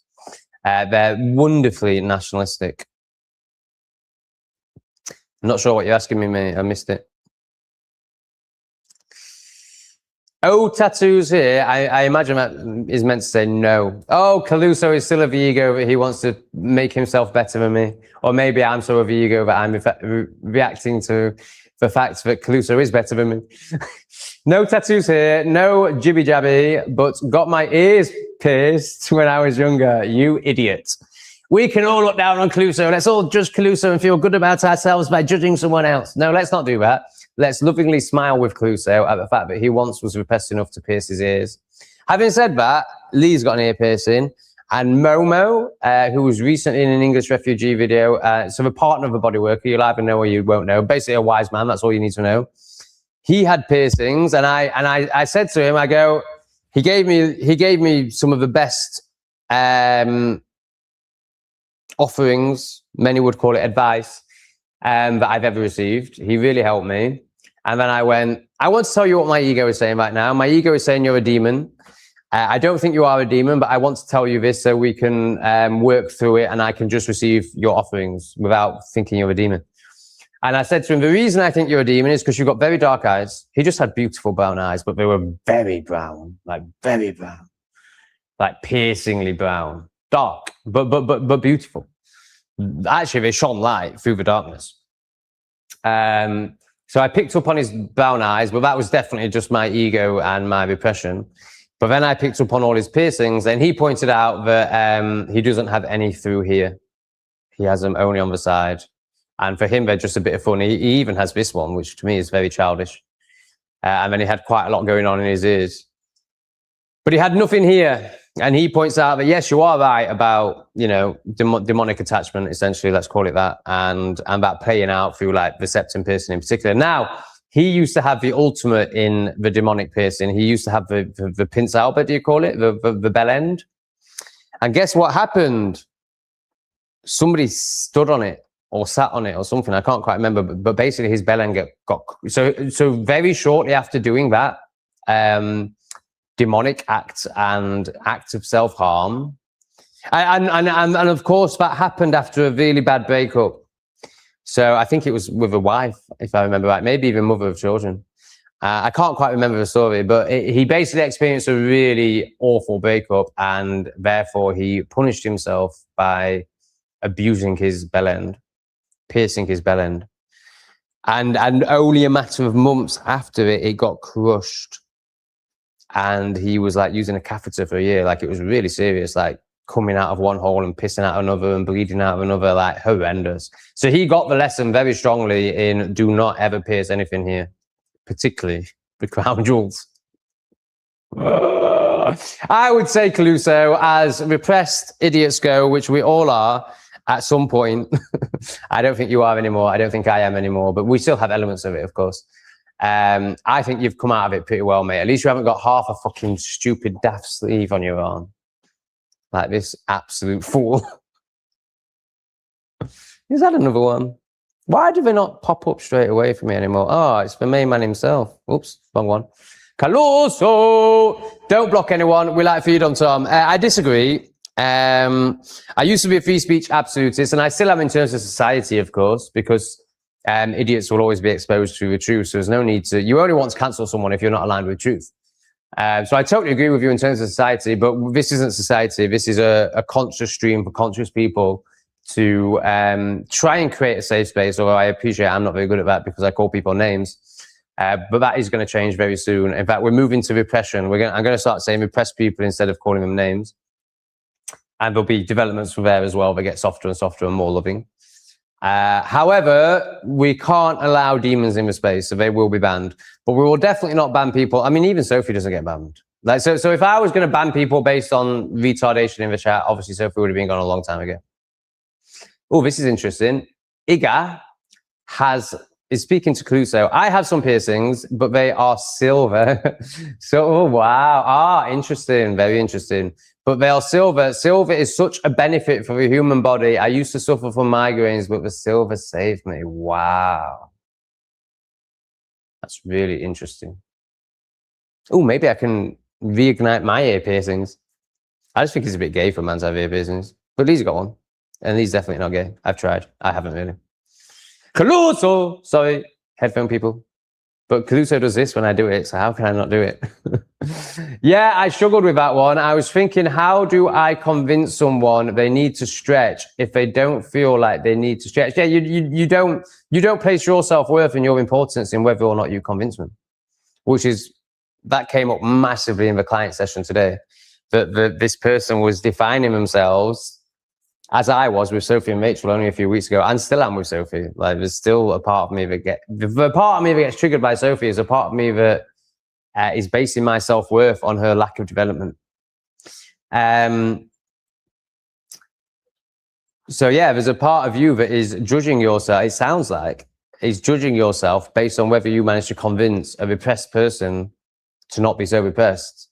Well, there's a grain of truth in that, because it's a reflection of how you're showing up and whether you're whether you have experienced and loved yourself enough to get to a softness and compassion within yourself where you can meet the repressed and help them without triggering them. So it is a bit of a reflection on self, but it also isn't worth defining your self-worth over, and it makes no difference to your day whether that man goes and stretches or not. In reality, it only really makes a difference to your ego that wants to tell you you're so amazing and you just helped wake up a repressed one.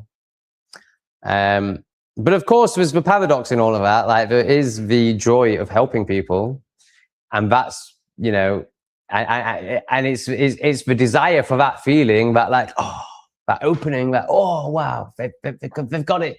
They're gonna walk in a different way now, and I've been part of that. Like, so that's where the ego comes in. So the frustration, I was thinking, how do I? So the desire to convince does come from a beautiful place, but if it affects how you, but if they don't receive it and that affects you, as it does me, then that is repression. That is ego. All right, I'm gonna make. You know what? I don't think I want a coffee. I think, wow, is it? Oh my God, we've done 2 hours 43 and I've not even drank a full coffee. Oh yeah, it does taste of ass, so it's partly that. I need to end the stream in 25 minutes, otherwise I'm not going to get any nice coffee today. I can't do the heat. I just can't do the heat. Oh, well, you decide, because I'm really enjoying it. So if more money comes in, then I'll just have to get coffee in the heat. I'm going to get coffee today no matter what. So if I have to go out, I can go out in the heat. I can go out in the heat for 20 minutes. And it's fine when you're on the bike. It's fine. So send me more money. Let's keep going. I'll get the coffee in the heat. But I am going to have a coffee and smoothie break. I'll see you in 5 minutes. In fact, we could carry on talking. Oh, this is a good one. You are coming over like a total dick pal. I used to like you, but not knowing the difference between Lady Buddha to disrespect a woman like that is prevented. Oh, wow. Look at him getting lost in the detail. The devil is in the detail. So if you keep listening to me and keep leaning into what I'm saying, your life will change for the better. So obviously your ego doesn't want that. You could call it the devil. The darkness doesn't want that. So what the darkness does, the reason that saying exists, the devil is in the detail, is because when you get lost on details like that, whether I knew it was a woman Buddha or a male Buddha, is so insignificant to the point I was making that you're missing the point. So your ego stops you from waking up, stops you from getting the point based on whether I noticed it was a female or a male Buddha.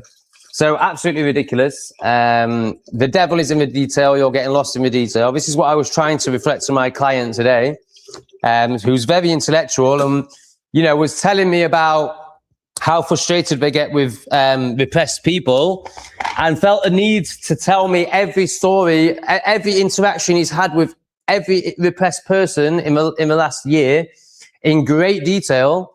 So he used half a session to do that. And he was lost in the detail. And therefore he couldn't get to the overview. He did at the end on the 50-minute mark. I cracked him, or I allowed him to crack himself. I cracked him. Let's just go with that. But he was so lost in the detail, he couldn't see the bigger picture. And that's exactly what you're doing, bro. And then, of course, you're going to tell yourself that I'm a dick because that's your ego protecting you. That's your ego saying, there, little boy, you don't need to expand. You don't need to know anything else. You know the best. You know everything. This guy's so disrespectful because he didn't realize that it's a female Buddha statue. Oh my God, that's so disrespectful. Oh my God. You could dismiss everything he says because he's so disrespectful. When really, this guy is clearly dedicating his life to helping others. And yes, he is still a bit repressed himself. And yes, he'll make mistakes. And yes, he didn't notice it was a female statue. But really, his message is good and his intentions are beautiful. And I'm going to lean into that and walk with this man in the same way that he does, not copying him, not wanting to be him, because I'm my own fantastic version of God. But no, you want to stay small and human and stupid because that feels safer to you because you are small, human and stupid. So we don't care what you think. We don't care whether you like me or not. I don't want you to like me. You think I want repressed people to like me? No, I want repressed people to be shaken by me. I want to shake your boundaries and your retardation. Oh yeah, I was going to make us movie. So, off the fucks, plebzoid! Unsubscribe now, bitch! You think I give a fuck? You don't think I know enough how this universe works, but for every pleb that leaves, an amazing one joins? Look at what's happening. I've just released a video with Lee, who is essentially telling people that the bioweapons are a blessing, and people loved it!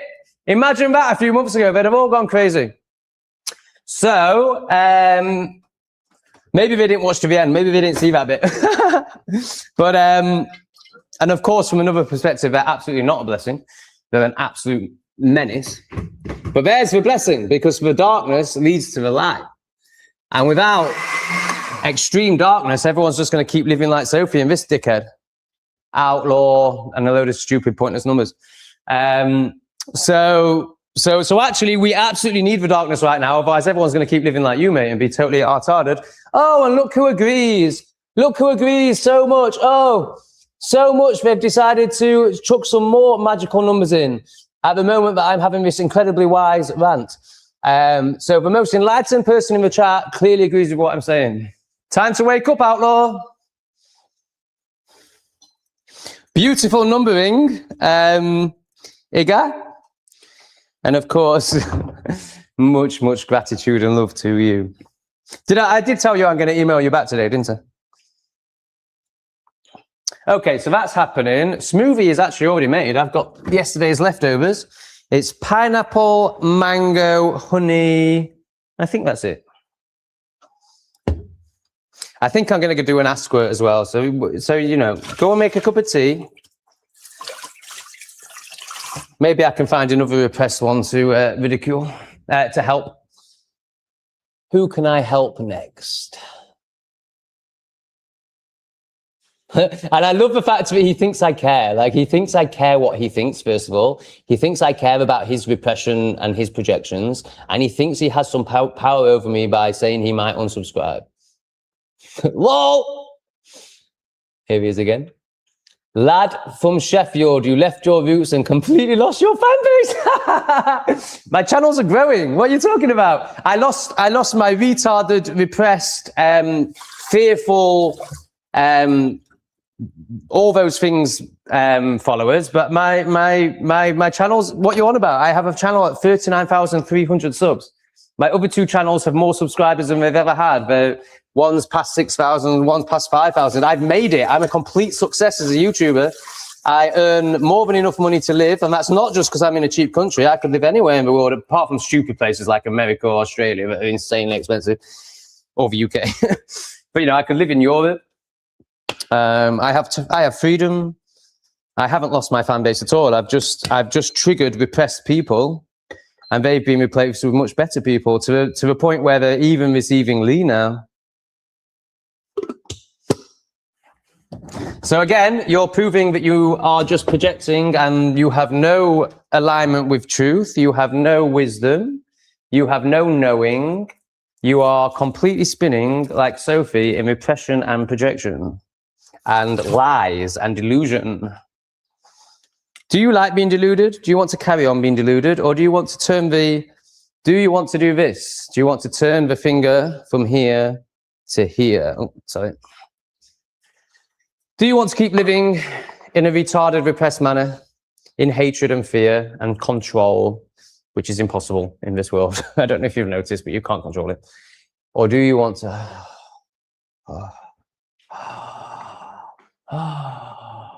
I know nothing. The joy of knowing nothing. I was saying this to my client today, who was intellectually aware that he knew nothing, but was obsessed with knowing. And he saw knowing nothing or accepting that one knows nothing. And I also explained that on the other side of knowing nothing is actually knowing, which is new to me. So I can't really speak into it, but I can assure you that there is actually knowing on the other side of not knowing. But you'll only get to knowing from not knowing. And he was seeing that as like disempowering, as a negative thing, as a not honoring yourself thing. And then I did that. I was like, can you imagine, like, so this is knowing. I know. Oh, I don't know. Oh, I don't know anything. I can let it all go. Oh, like the release of that, the joy of that. And that was quite a big moment for him, I think, where like a reframing, like from disrespecting not knowing or what's a better word? Not honoring, not being open to not knowing, to like, oh, actually not knowing could be really beautiful. Oh, I didn't mean to bring that up, but that feels very appropriate. Let's bring this back up because it's incredible. Oh, Wigger, thank you so much. You are so amazing. There's not enough of these that I can give you. They're all going to come on the screen. You're going to get all of these ones. You're going to get the Pixie 2. You're just going to get it all. And you're going to get so many. They're all going to be all on top of each other. And it's going to be a complete mess. But it's just a mess of love and appreciation. Thank you so much for seeing me. Thank you for honoring me. Thank you for supporting me. Oh, shit. I'm putting more on the screen. I was meant to be taking them off. Oh my God. Oh dear. Oh God. I definitely didn't mean to put that demon up. That's nothing to do with you, Ego. That's just me being special needs when it comes to using technology. To make up for the demon, we'll leave the hearts on for a bit longer because I can't work out how to switch them off, if I'm honest. Oh, there it is. But we're going to leave them on a bit longer because I put that demon up and that feels really bad. Okay. Oh God, Justin just loves the pleb ownership. Wow, Tom owning some pleb named Outlaw. Totally owned him, didn't I? I mean, owned is the wrong word, but totally exposed him. Yeah, we like exposing the demons. The demons isn't right because they're not. You know, yeah, sure, they've got energetic attachments, but everyone has. Not everyone, but you know, everyone in regards to that level of consciousness. Yeah, what am I doing? Yeah, I'm exposing his layers of indoctrination. I'm exposing his repression. I'm doing it. Okay, so there I was reacting to him. So he was hating on me. So that was a reaction. And I met him where he met me.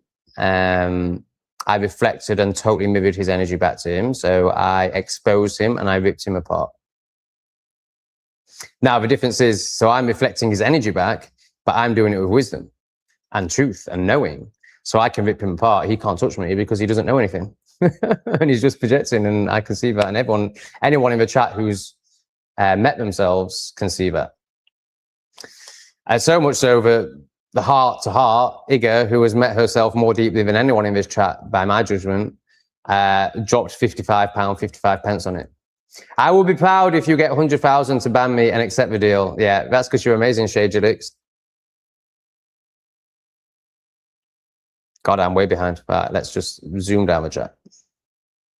Oh no, I'm not way behind. I'm at the bottom of the chat. Wow. Let's go back up. So this, Debbie, and that was ages ago. There's only 20 chats between that and the end of the chat. So guys, if you want this to continue, it currently looks like I am getting coffee in 10 minutes time. Right, okay, so I can't ask for more money because I've had more than enough money for this chat to continue, but I know that Iga doesn't feel any entitlement.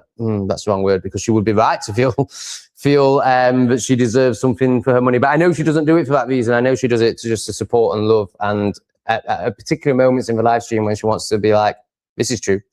It seems. I'm pretty sure that's what Iga does. I know that's what Iga does.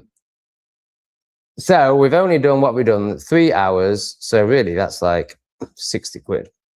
So I've had way more than that. So I don't need to ask for any more money to go on. I think what I'm going to do is I am going to end the stream and go and get coffee at a reasonable hour. Right, so this is what happens.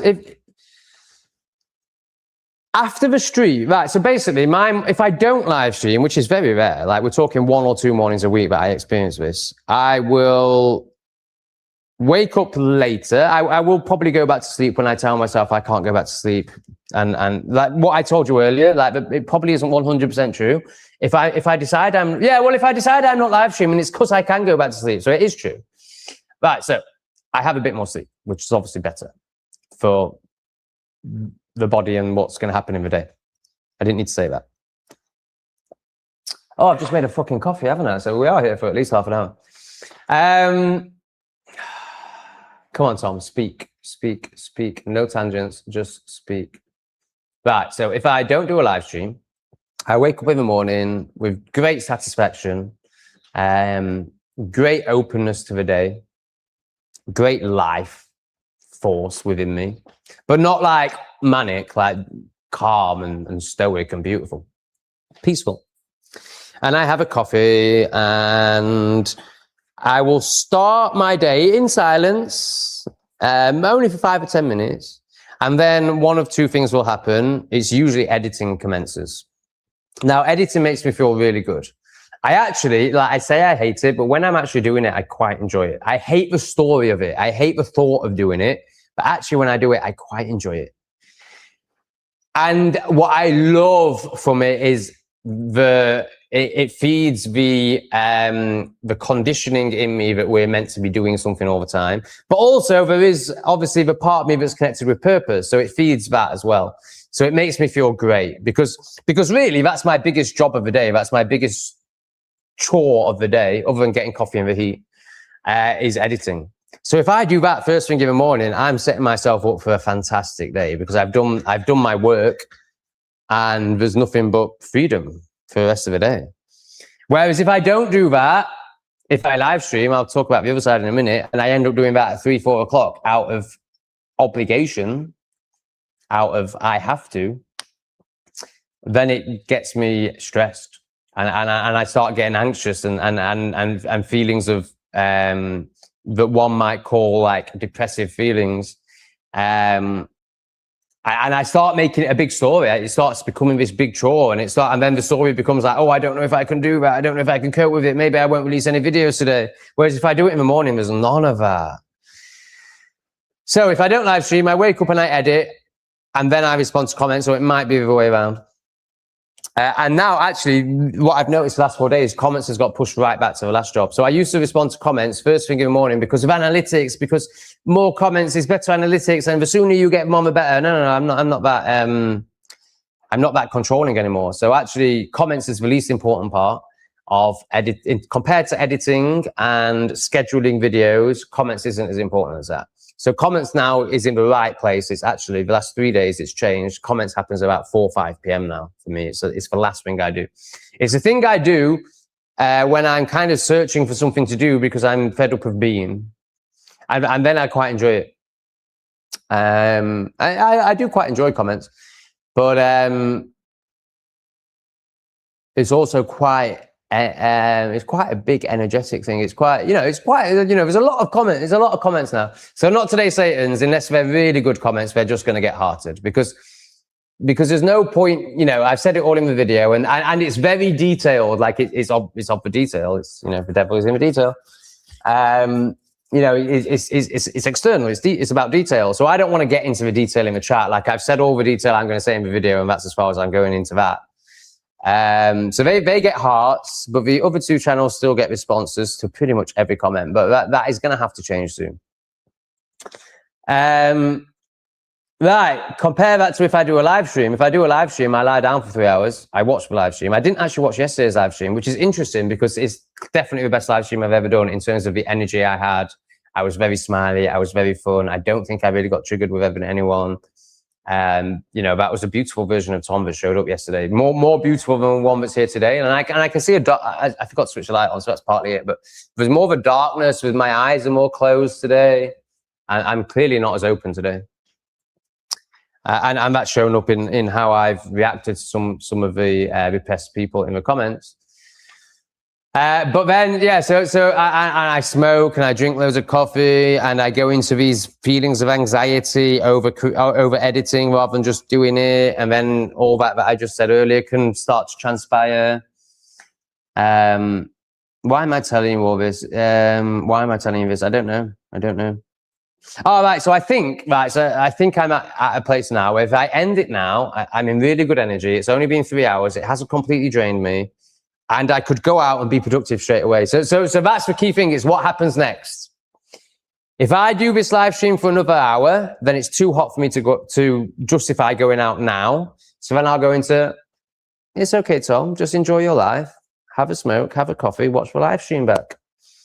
But I know that doesn't lead to good places. I've experienced that enough now to know that it doesn't lead to good places. It leads to the worst version of my day, which is still beautiful and productive and fantastic. But it's not as good as if I don't live stream, or if I was to end the live stream now and go and get that coffee, then I would be in productive mode, and then I would come back. I'd probably put my live stream on in the background, and I'd do the editing, and then I'd feel great, and I'd have an amazing day. So that's what I'm going to do, guys. That's what I'm going to do. And someone has just put some more money in, man. Oh God, I feel bad because it's been very lucrative. I feel like I should do longer, but I'm going to honor myself and I'm going to do what is going to set me up for a beautiful day, which is also going to honor you because it means that I can get 5 videos out and all that. Hi, Tom. Thank you for a shout out of my company yesterday. Get the new cat a treat. Okay, great. I will film me doing it. I'll go to the market and I'll buy them some fish. So thank you, Manchester Teas and Tarts. So I didn't do as good job as I hoped. I wanted to share your channel and share your, if you want to email me some information, then I'll share it. Because you've really supported me and, I really want to give back. So, oh, fuck, I've made a fucking coffee, haven't I? Bastard. I guess I could just F the coffee off. Or drink it fast. Okay, let's do another 20 minutes.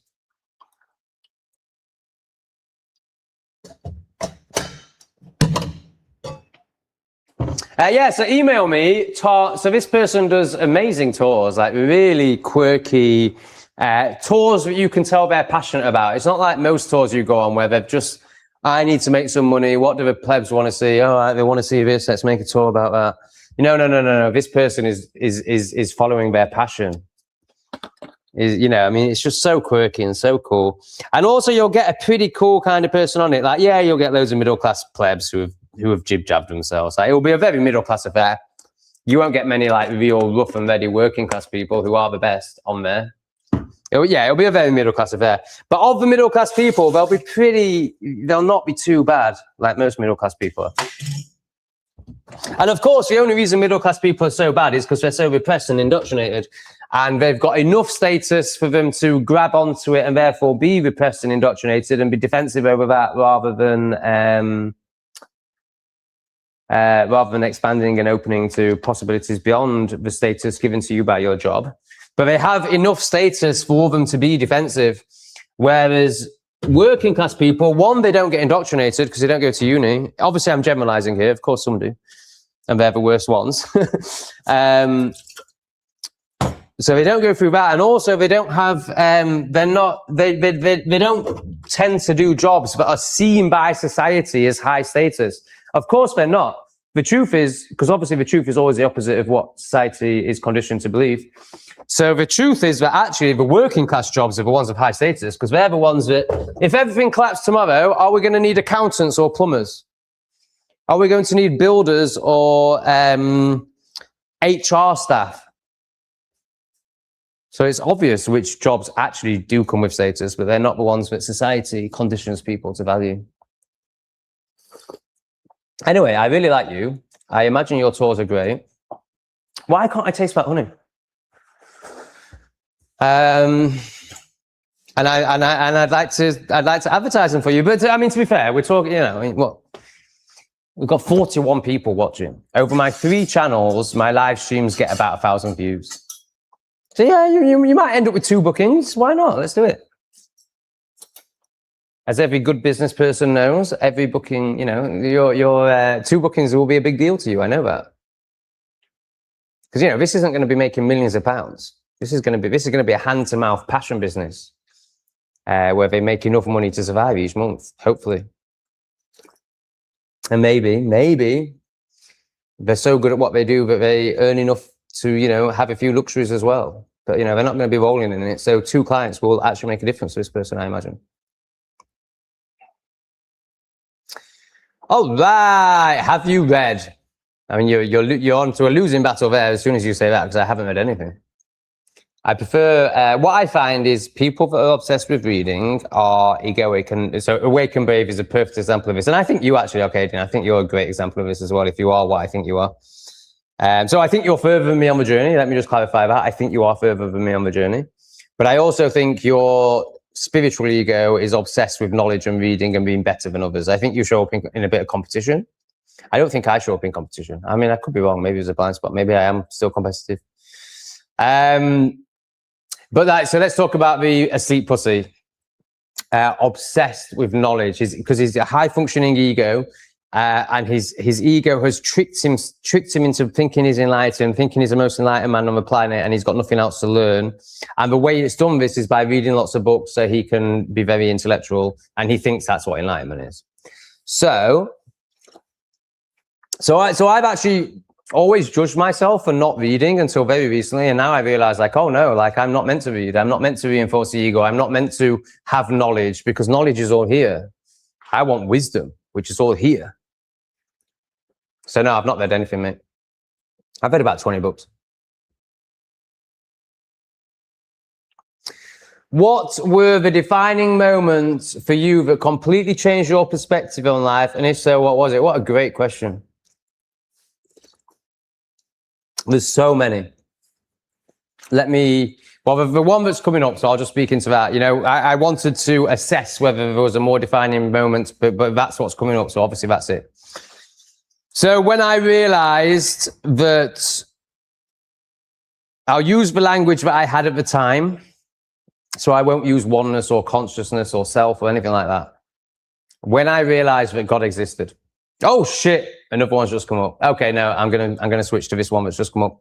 So when I realized that God existed, literally. So I was heavily under the influence of LSD, and my friend, who at the time was Christian, not now, way more cosmic now, but at the time was Christian, had started talking to me about Jesus and the Bible. I was an atheist at this point. Was I an atheist? Yeah, I was an atheist at this point. So I was just like, Bible. I know better, even though I know nothing.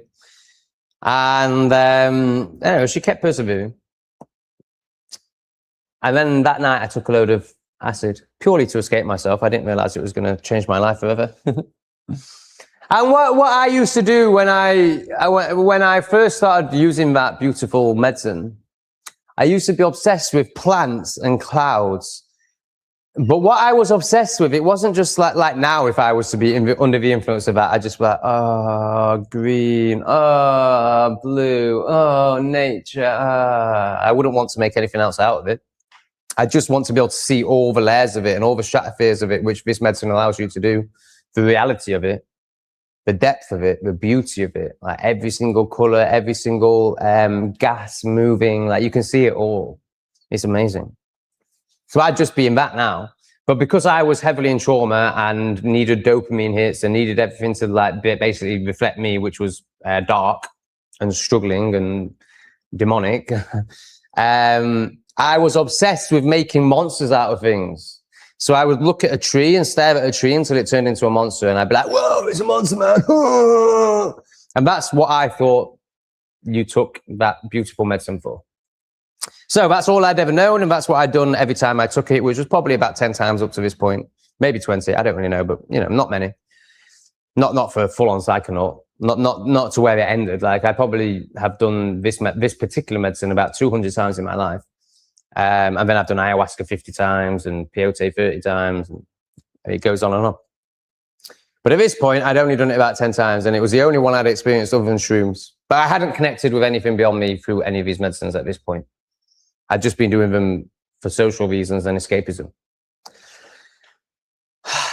And I'm looking at the sky, and there's all these monsters every single cloud is a monster. And it's like, whoa, it's not scary because I know that I'm doing it with the medicine. Obviously, I didn't call it medicine at this point. I used the D-R-U-G word.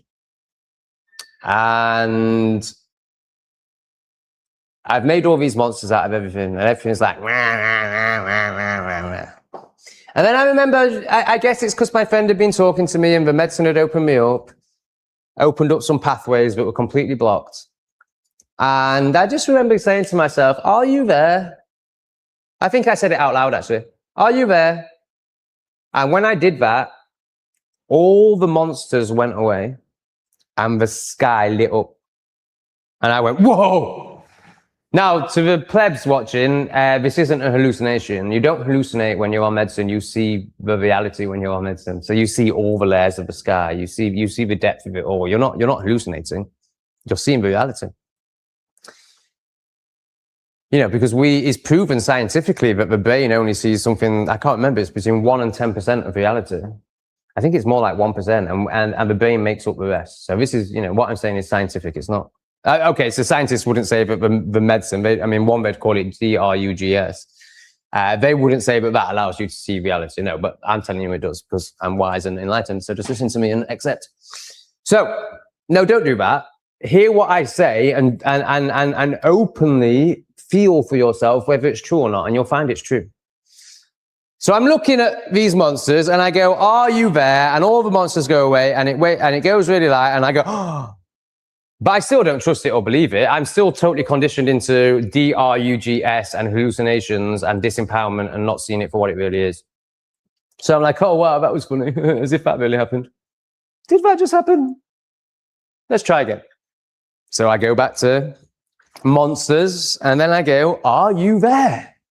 And the same thing happens. All the monsters disappear and the sky becomes bright, shining light. Now at this point, it's across the whole sky, but it's still, it's very profound. So then I go, oh my effing God, you are there. And at that moment, the clouds separate and a beam of light comes down. So I had to go, whoa, you are there. Oh my goodness. Now, of course, God isn't really separate to you.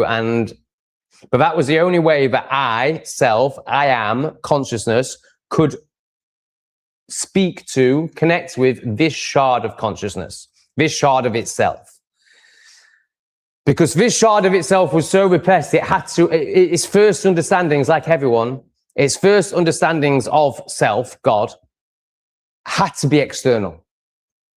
So my self-consciousness had to speak to this part of itself through an external thing. Of course, that wasn't, God is actually, you're part of it all. All is one, consciousness is all. And that's for all of you. That's not me saying I'm God. It's not saying worship me. It's saying find the God in you and worship that. And don't worship it, internalize it and love it and be it. Don't externalize it and worship it. Like everyone, like they all tried to tell you, Buddha, Jesus, Socrates, all of them were trying to tell you, do not externalize and do not worship. But that's the only way that this repressed shard could recognize it. So that's how it showed up. So that was really defining. And then this is a great question. You're going to get half an hour of the stream. And then the other really big one was when I realized how powerful we are. And that came through great loss. So it came through what the plebs criticized me for the most. I mean, I don't know if that's true because there's loads of things that they jump on. But a big one is the dog crash scandal that I had where a staff member was accused of kicking a dog. I'm not going to go into that because I've spoken about it so many times and the people on this chat will get bored. But it was a load of bollocks, but it destroyed my business. Let me tell you the story. So I'd been getting blackmailed for 2 years, not blackmailed because I didn't give them any money, but I'd been getting threatened for 2 years with this video that would destroy my business if it was presented in a certain way, in an untruthful way. But of course, we live in a world of untruths and plebs believe untruths. So I knew that if that was presented in that way, that it would do damage. I didn't think it would do as much damage as it ended up doing, but I knew it would do damage. So the reason I tell you that part, the 2 year part, is so you can see how clear what I'm trying to show you is. So this woman had this power over me for 2 years and had threatened me with it for 2 years.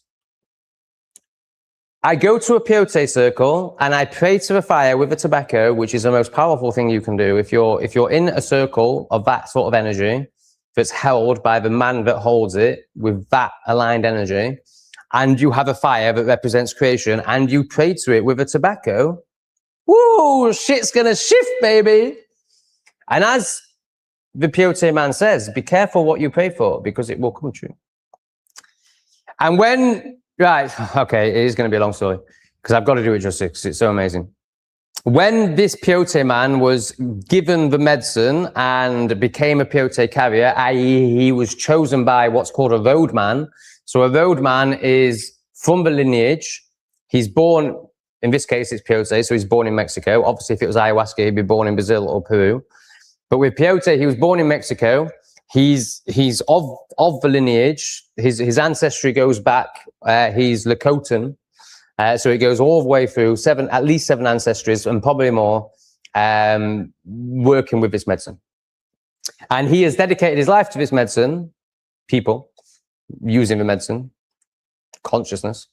He's dedicated his life to consciousness, which shows up as people on this plane, and everything else. So he goes around the world serving the medicine. He's now 86 and he's still doing it. But when he finds somebody else who can hold the energy that is required to serve the medicine, he makes them the medicine carrier of that country. So he never has to go back and he can focus on all the other countries that don't have a person yet. And it's not true that he never goes back. I've met him. Crowley is called. I've sat with Crowley, which was a great honor. Oh my God, it makes me teary. The fact that I actually sat with that man is incredible. Like, it's just incredible that I got to experience that. And it's such an honor because, there aren't many men like that on this earth. And thank you, Rachel. And he may have even passed on now. And the fact that he chose this peyote man who was affecting my life hugely, and the fact that I got to meet the man that did that and created that was a huge honor. And honestly, I've never met a funnier person in my life. Like, this man is so in his heart. He's so authentic. What we were talking about on yesterday's live stream, where if you become authentic, you're hilarious. There's no other way you can be because you're playful and you're enjoy. And that's hilarious.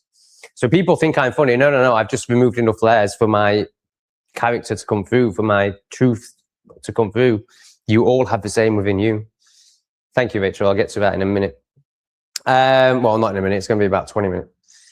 Oh, shit. The sun's out already, man. For fuck's sake. It's not even 8 o'clock. Okay, it's 10 past 8. You see what I mean? I have to leave the house by 8 o'clock, otherwise I'm dead. Now, dead is an exaggeration. I'm just going to be very hot and uncomfortable. But I'm just going to have to do it. It's fine. It's worth it for a story and all the love I'm receiving in the chat. Thank you to the last two loving lovers which have earned this story. I mean, actually, it's the fact that I made a coffee and I'm too tired to just pour it down the sink. But actually, you know, for the sake of 30 pence, I've now just caused myself lots of stress and anguish. So that's not aligned. So Crowley chooses the peyote shaman that I refer to a lot.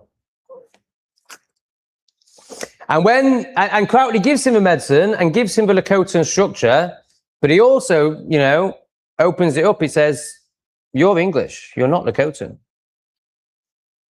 This is how we do it. And how Lakotans do it is this: no water in the ceremony.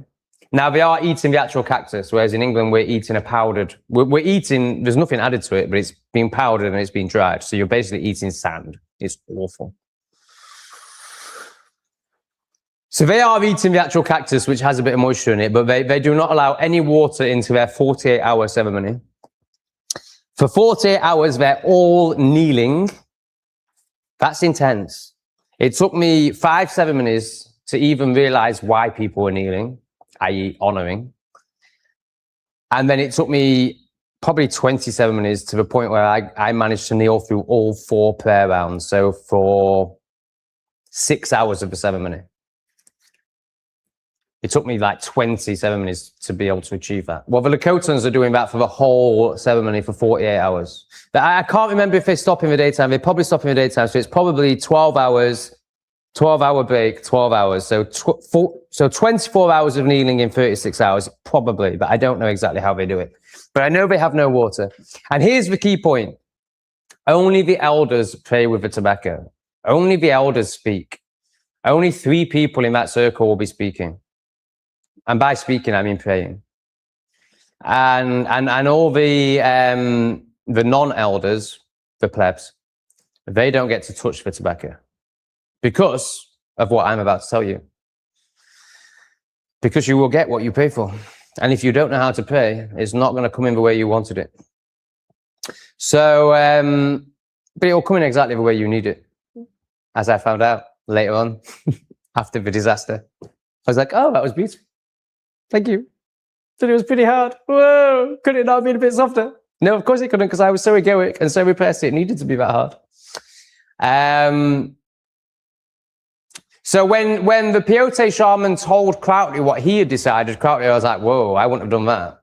But okay, you know England, you know what English people need. So my peyote shaman has basically said, the time is now. People need to learn responsibility. I'm putting the tobacco in everyone's hand. So he's got plebs praying with tobacco to the creation in a powerful circle where self is actually listening to self, where God is actually listening to you. And the prayer is going to get acted upon. So we put it in this repressed artard's hands, and this repressed artard pray. So for example, if you pray for strength, you're going to have to experience all your weakness because so when you go in there as a repressed person that understands nothing, you think that praying is just some God giving to you because it's decided that you deserve something. So if you pray for strength, you're suddenly going to walk out there like, no. You're going to have to learn how to be strong. Well, how are you going to learn how to be strong? You're going to have to experience great weakness. So if you pray for strength, you're probably going to get a horrible disease, which will teach you how to be strong. And will bring great enlightenment, as someone in this chat clearly shows. I'm not going to name them, and they know who they are, and they know how I know. But I'm not going to say it because it's their story. I don't think they'd mind me saying it because this is actually an honoring and they're enlightened. So there's no reason why they would. But there's someone in this chat who shows up in a very enlightened manner who has suffered great dis-ease. So it's a fantastic teacher is what I'm saying. It will teach you strength and enlightenment. But you know, do you want to learn it that way? Careful what you pay for. So the tobacco makes its way around to me. And I pray for the destruction of my ego. Oh, okay, fine. I'll answer your prayer. God will answer your prayer. Okay, Tom, here's destruction of your ego. How do you think that's going to happen? Well, what are you egoically attached to? What reinforces your ego the most? Your business. So what am I going to destroy? Your business, because that will destroy your ego. So I'm driving home from a peyote ceremony, and the woman that had this video for 2 years and could have released it at any time in those 2 years releases the video as I'm driving home, literally 3 hours after that prayer. And it destroys my business, which destroyed my ego. So I got exactly what I asked for. My prayer was answered. Careful what you pray for, because it won't be answered in the repressed way that you think it will. Like, oh, I'll just get given to something by this man on a cloud. No. Yourself is going to know exactly what you need. And it's going to give you the lesson in the only way you will learn it, which is going to be through great strife and turmoil. But, you know, I don't regret it. I'm glad I said that prayer. But if I went back to that moment, I don't think I'd be able to say it again, knowing what's going to happen. Heart gets me, heart to heart, Iga. Igloo. Oh, God, I thought I said it wrong then for a minute. Iga gets me, Tom, and that's rare. Yeah, because she's been exactly where you're at. I get you too, but I'm a lot harsher because I don't love myself as much as heart to heart does.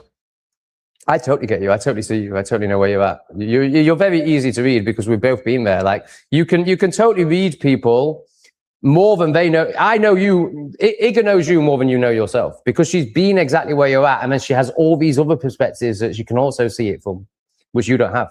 So she knows you better than you know yourself. I think I do as well. And that's not a you thing. That's an anyone that's repressed thing. But what's rare is that Iga has met herself. So that's what you're referring to. It's not that she knows you. That's any enlightened person knows you. But what you haven't experienced before is people who have met themselves, and that's why she knows you. And that's rare because I'm like Marmite. Yeah. So you think people gets me. People that right. So in the repressed world, in the virtue signaling, in the seeking validation from others world, which you're coming from and still a part of, you think people get you if they validate you. Now, because you're very authentic naturally, you're an old soul, so you show up authentically. Like me, like Iga, you're like Marmite to people, even when you're not consciously aware of what an old soul you are, which you're becoming aware of now. But right now, your ego is gonna get excited about that. So I don't want to emphasize that too much because it's actually going to hold you back. So like us, you experience your people's projections or people's reactions to you are like Marmite. They either love you or hate you, and you feel like not many people get you because you are an old soul in a ocean of insanity of baby souls. So of course that's your life experience. And then you meet someone like Iga who has met herself and therefore has met you, and that's rare. There's a defining point in that I'm trying to make. Is essentially that this is all about consciousness. Like I hope you're starting to see this, but it's not. It's that first point I made around why we get you and why Iga particularly gets you. And the reason you resonate with Iga more than me is because one, the female thing, more shared experience is all I mean by that. And two, she's met herself more deeply than I have, and therefore she can be more compassionate towards you because she's more compassionate towards herself than I am. And obviously compassion makes you feel safe, hence why you want to book in with Lee instead of me, because I don't make you feel safe, which is all on me. That's not a judgment of you.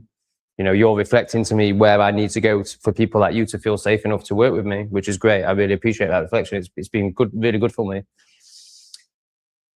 So yes, of course Iga gets you basically, but that's why she gets you. Gets my spells being in the freezer on yellow paper written in red pen, no blood, no more. Yeah, great. I'm really happy you two are connecting. Iga is going to be amazing for you. Like maybe you don't need to book in with Lee now. I think Iga is your hand holder. You might want to call it teacher. Is the one you're going to walk with for however long you're going to walk with, maybe forever. But you know, there'll be other people who hold your hand too along the way. Igor, my father died when I was 2. I'm so paranoid. Igor. Yeah, I'm getting it right. My father died when I was 2 years old, and I took on the masculine role in my family. I've been wondering how that happened. But I have since been trying to integrate my masculine and feminine, narcissistic mother, but managed. Yeah, amazing. So your father died, and naturally you took on a masculine role, and then you had a narcissistic mother, so you had a bad example of femininity. So no wonder you ended up hugely in your masculine. Thanks for sharing. That's really interesting. It's great to get to know you more. Feel like there's some more super chats, maybe. Oh no. Thank you for the 5, Rachel, as well. Great comment. I really was able to riff into that really well, which I think hopefully helped you, but if not, will have definitely helped someone. So that was well worthwhile. Thank you for your comment. All right. And thank you for your donation, Rachel. It's hugely appreciated.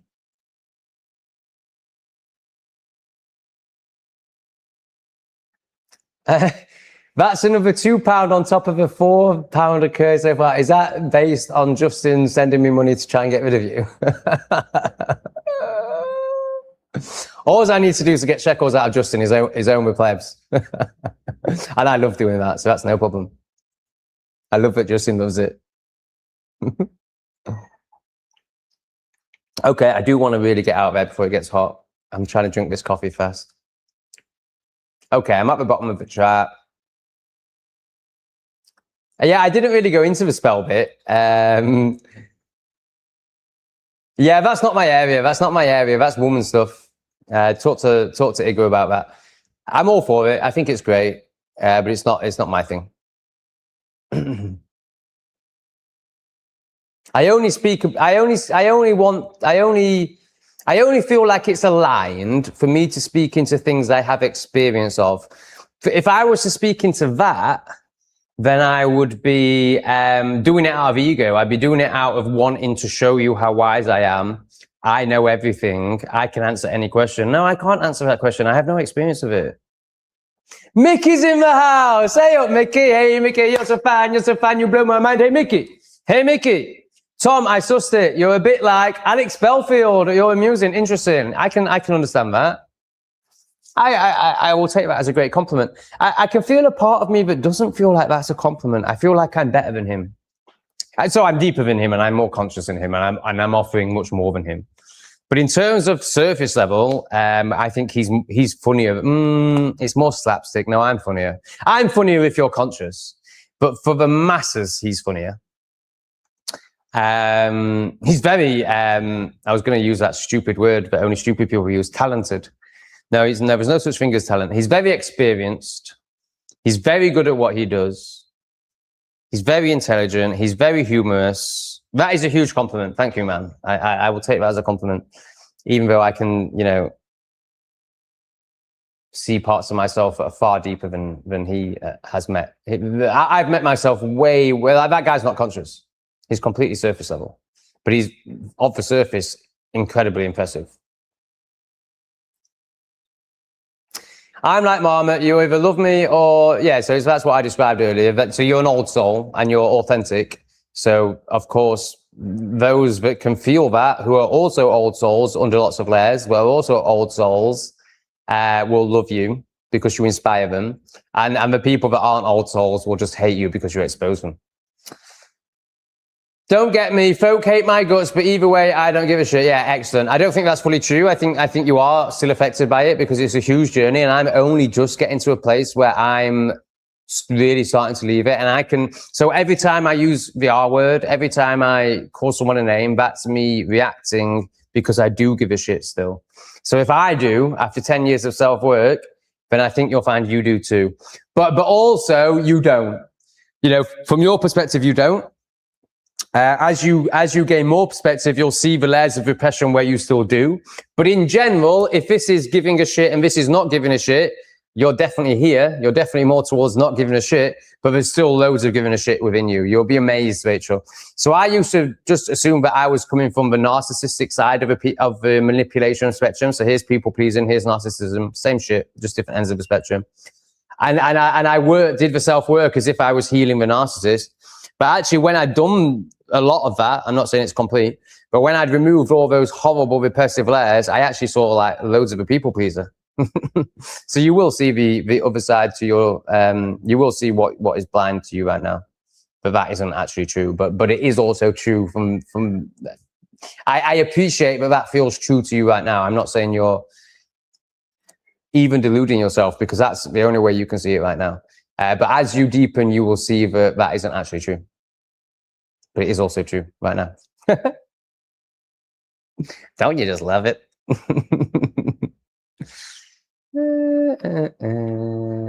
Oh, I never did that. What a shame. That does make it way better, right? It's certainly, oh, Mickey, you're so kind. You're so kind. You blow my mind. Hey, Mickey. Hey, Mickey. I really wasn't expecting that, Mickey. Even though I know you're very giving. And when I saw your name, of course, I noticed my ego going, oh, Mickey hasn't sent £20. That's unusual. But then I just totally let it go and didn't even go into anything about it, because why should you? Number one, every time, or at all even. I mean, I think, you know, if you're aligned and a good person, then you would every now and again chuck in a fiver, because you appreciate what I'm doing. But you know, the levels that you do, why should you? Certainly.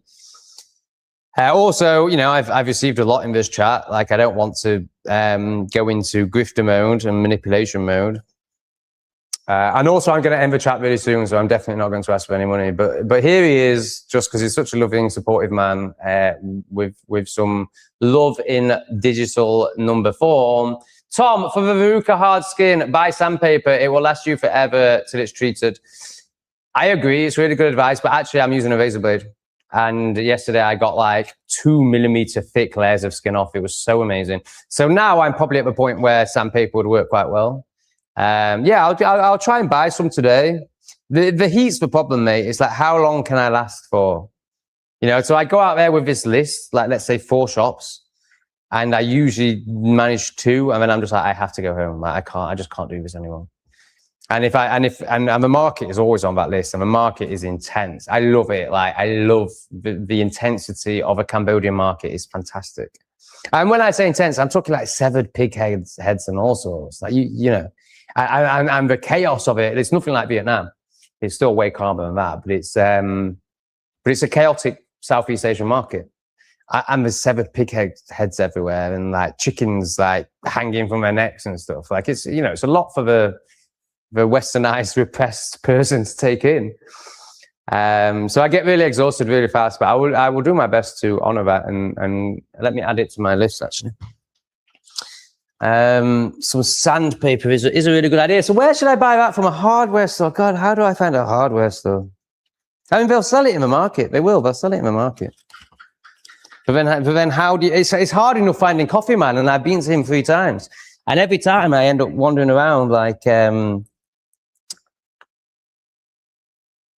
Coffee Man, where are you? So how the fuck am I going to find a new one? I'm just going to have to wander around until I happen to randomly wander upon it. But then the heat and the severed pig heads are going to be getting to me, and I will end up spazzing out and needing to come home. Thank you, Mickey. Thank you so much. You are definitely my hero, my brother. You are amazing. You're so amazing. You're going to get this one as well. And you're so amazing that I'm going to dedicate part of my day to getting more stickers so I can honor people like you, Mickey, because you're absolutely amazing. I really appreciate it, Mickey. I really, even like the hi Tom thumbs up on every video. Like, you're amazing, mate. You totally get it. You receive from me and you give back, and it's just amazing, mate. Because so few people do. You know, it's so few people do. Like, look at the number of likes. Like, you're lucky to get 10% of people that watch your video liking your video. Now, okay, let's even go as far as 50% of them are hate watchers. But what's going on with the other 50%? Why are 40 people watching that video, enjoying it, taking something from it, and not even giving back a click of a button? But no, you obviously click the button, and you also drop a comment into the comments, the same comment every time, because you're just doing it to support the video. And you don't need any attention from me. You literally are just like, I'm doing this to support the video because this video and that man needs supporting. And then you'll go even further than that and chuck money into every live stream that you seem to be present on. So I love you, mate. I just love you. Mickey, I had some boots that made my heels get hard skin and it blocked all the tools. But sandpaper was the cure. Okay, so I think, yeah, all the crap you buy in a pharmacy didn't work until you bought sandpaper. Yeah, I totally agree, mate. I think it's really, I think it's so true. But I think what I'm experiencing, or up until yesterday when I removed the dead skin, I mean, I suppose sandpaper would have got it off, but it would have taken quite a while. I was much better using a razor blade. But this isn't like, well, you know, the dead skin on your heel can get really thick. But, you know, this is a level of thickness and happens at a rapid rate, way beyond if you don't have a verruca. Because I think I was thinking to myself, why does this dead skin occur? And presumably it's because the verruca expands the foot. You know, the verruca, like that's your foot, and the verruca protrudes your foot. So therefore it's off balance, and therefore all your skin is getting used in ways it's not meant to be used, i.e. pressure is going onto it in unnatural ways. And therefore it gets really hard and dies, I think. You're right, Rachel, you're right. I need to end this. I need to just, what am I doing? Why am I drinking this coffee? I don't even want it. All right, Rachel's right. Big love, everyone. Thank you so, so much. It's been very, very generous tonight. Victoria started it off. Then the wonderful Scottish Pixie pixied in. Justin comes in with his amusing £2 tripes. Tripes, is that the right word? That wasn't meant to be this. That was meant to be, comes in with his offerings, with his funniness, with himself, with his character, which we love. Kerry back in again before she picks it off to her pixie realm. Debbie always gives regular love.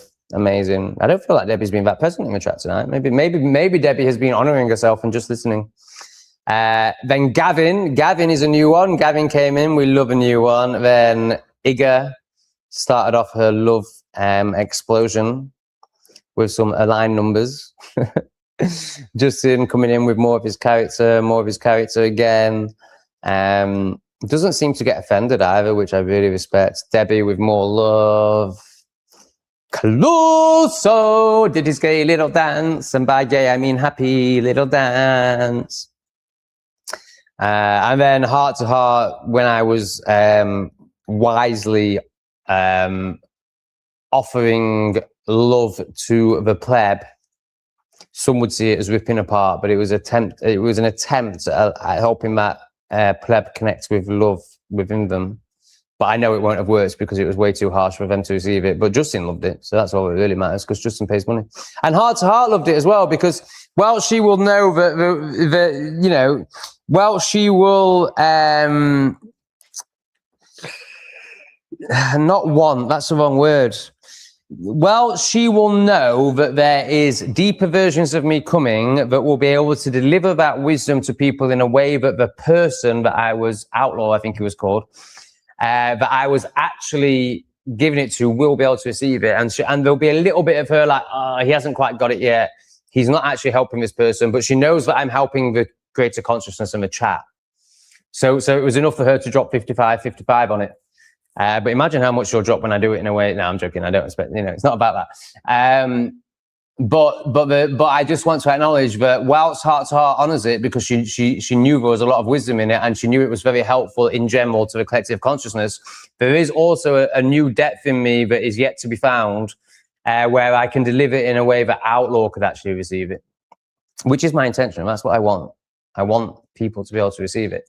But also I appreciate that I'm just not there yet.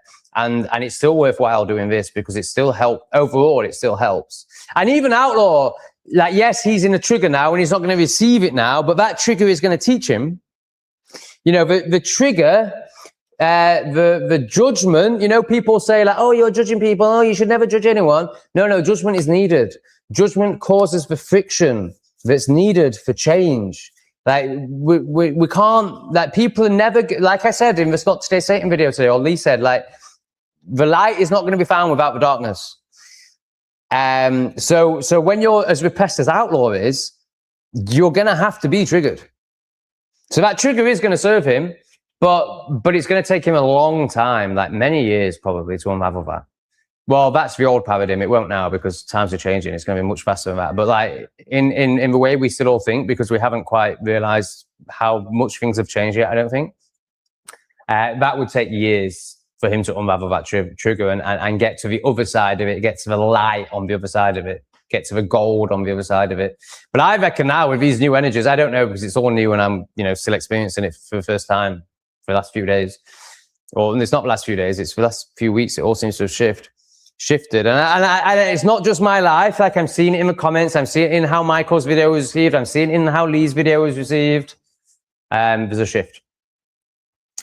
So, it will serve Outlaw, but I could have served him more effectively if I was more in my heart. Manchester Teas and Tarts tour. I don't know why I get so smiley over you. I think it's your tour. It just makes me smile. I love it.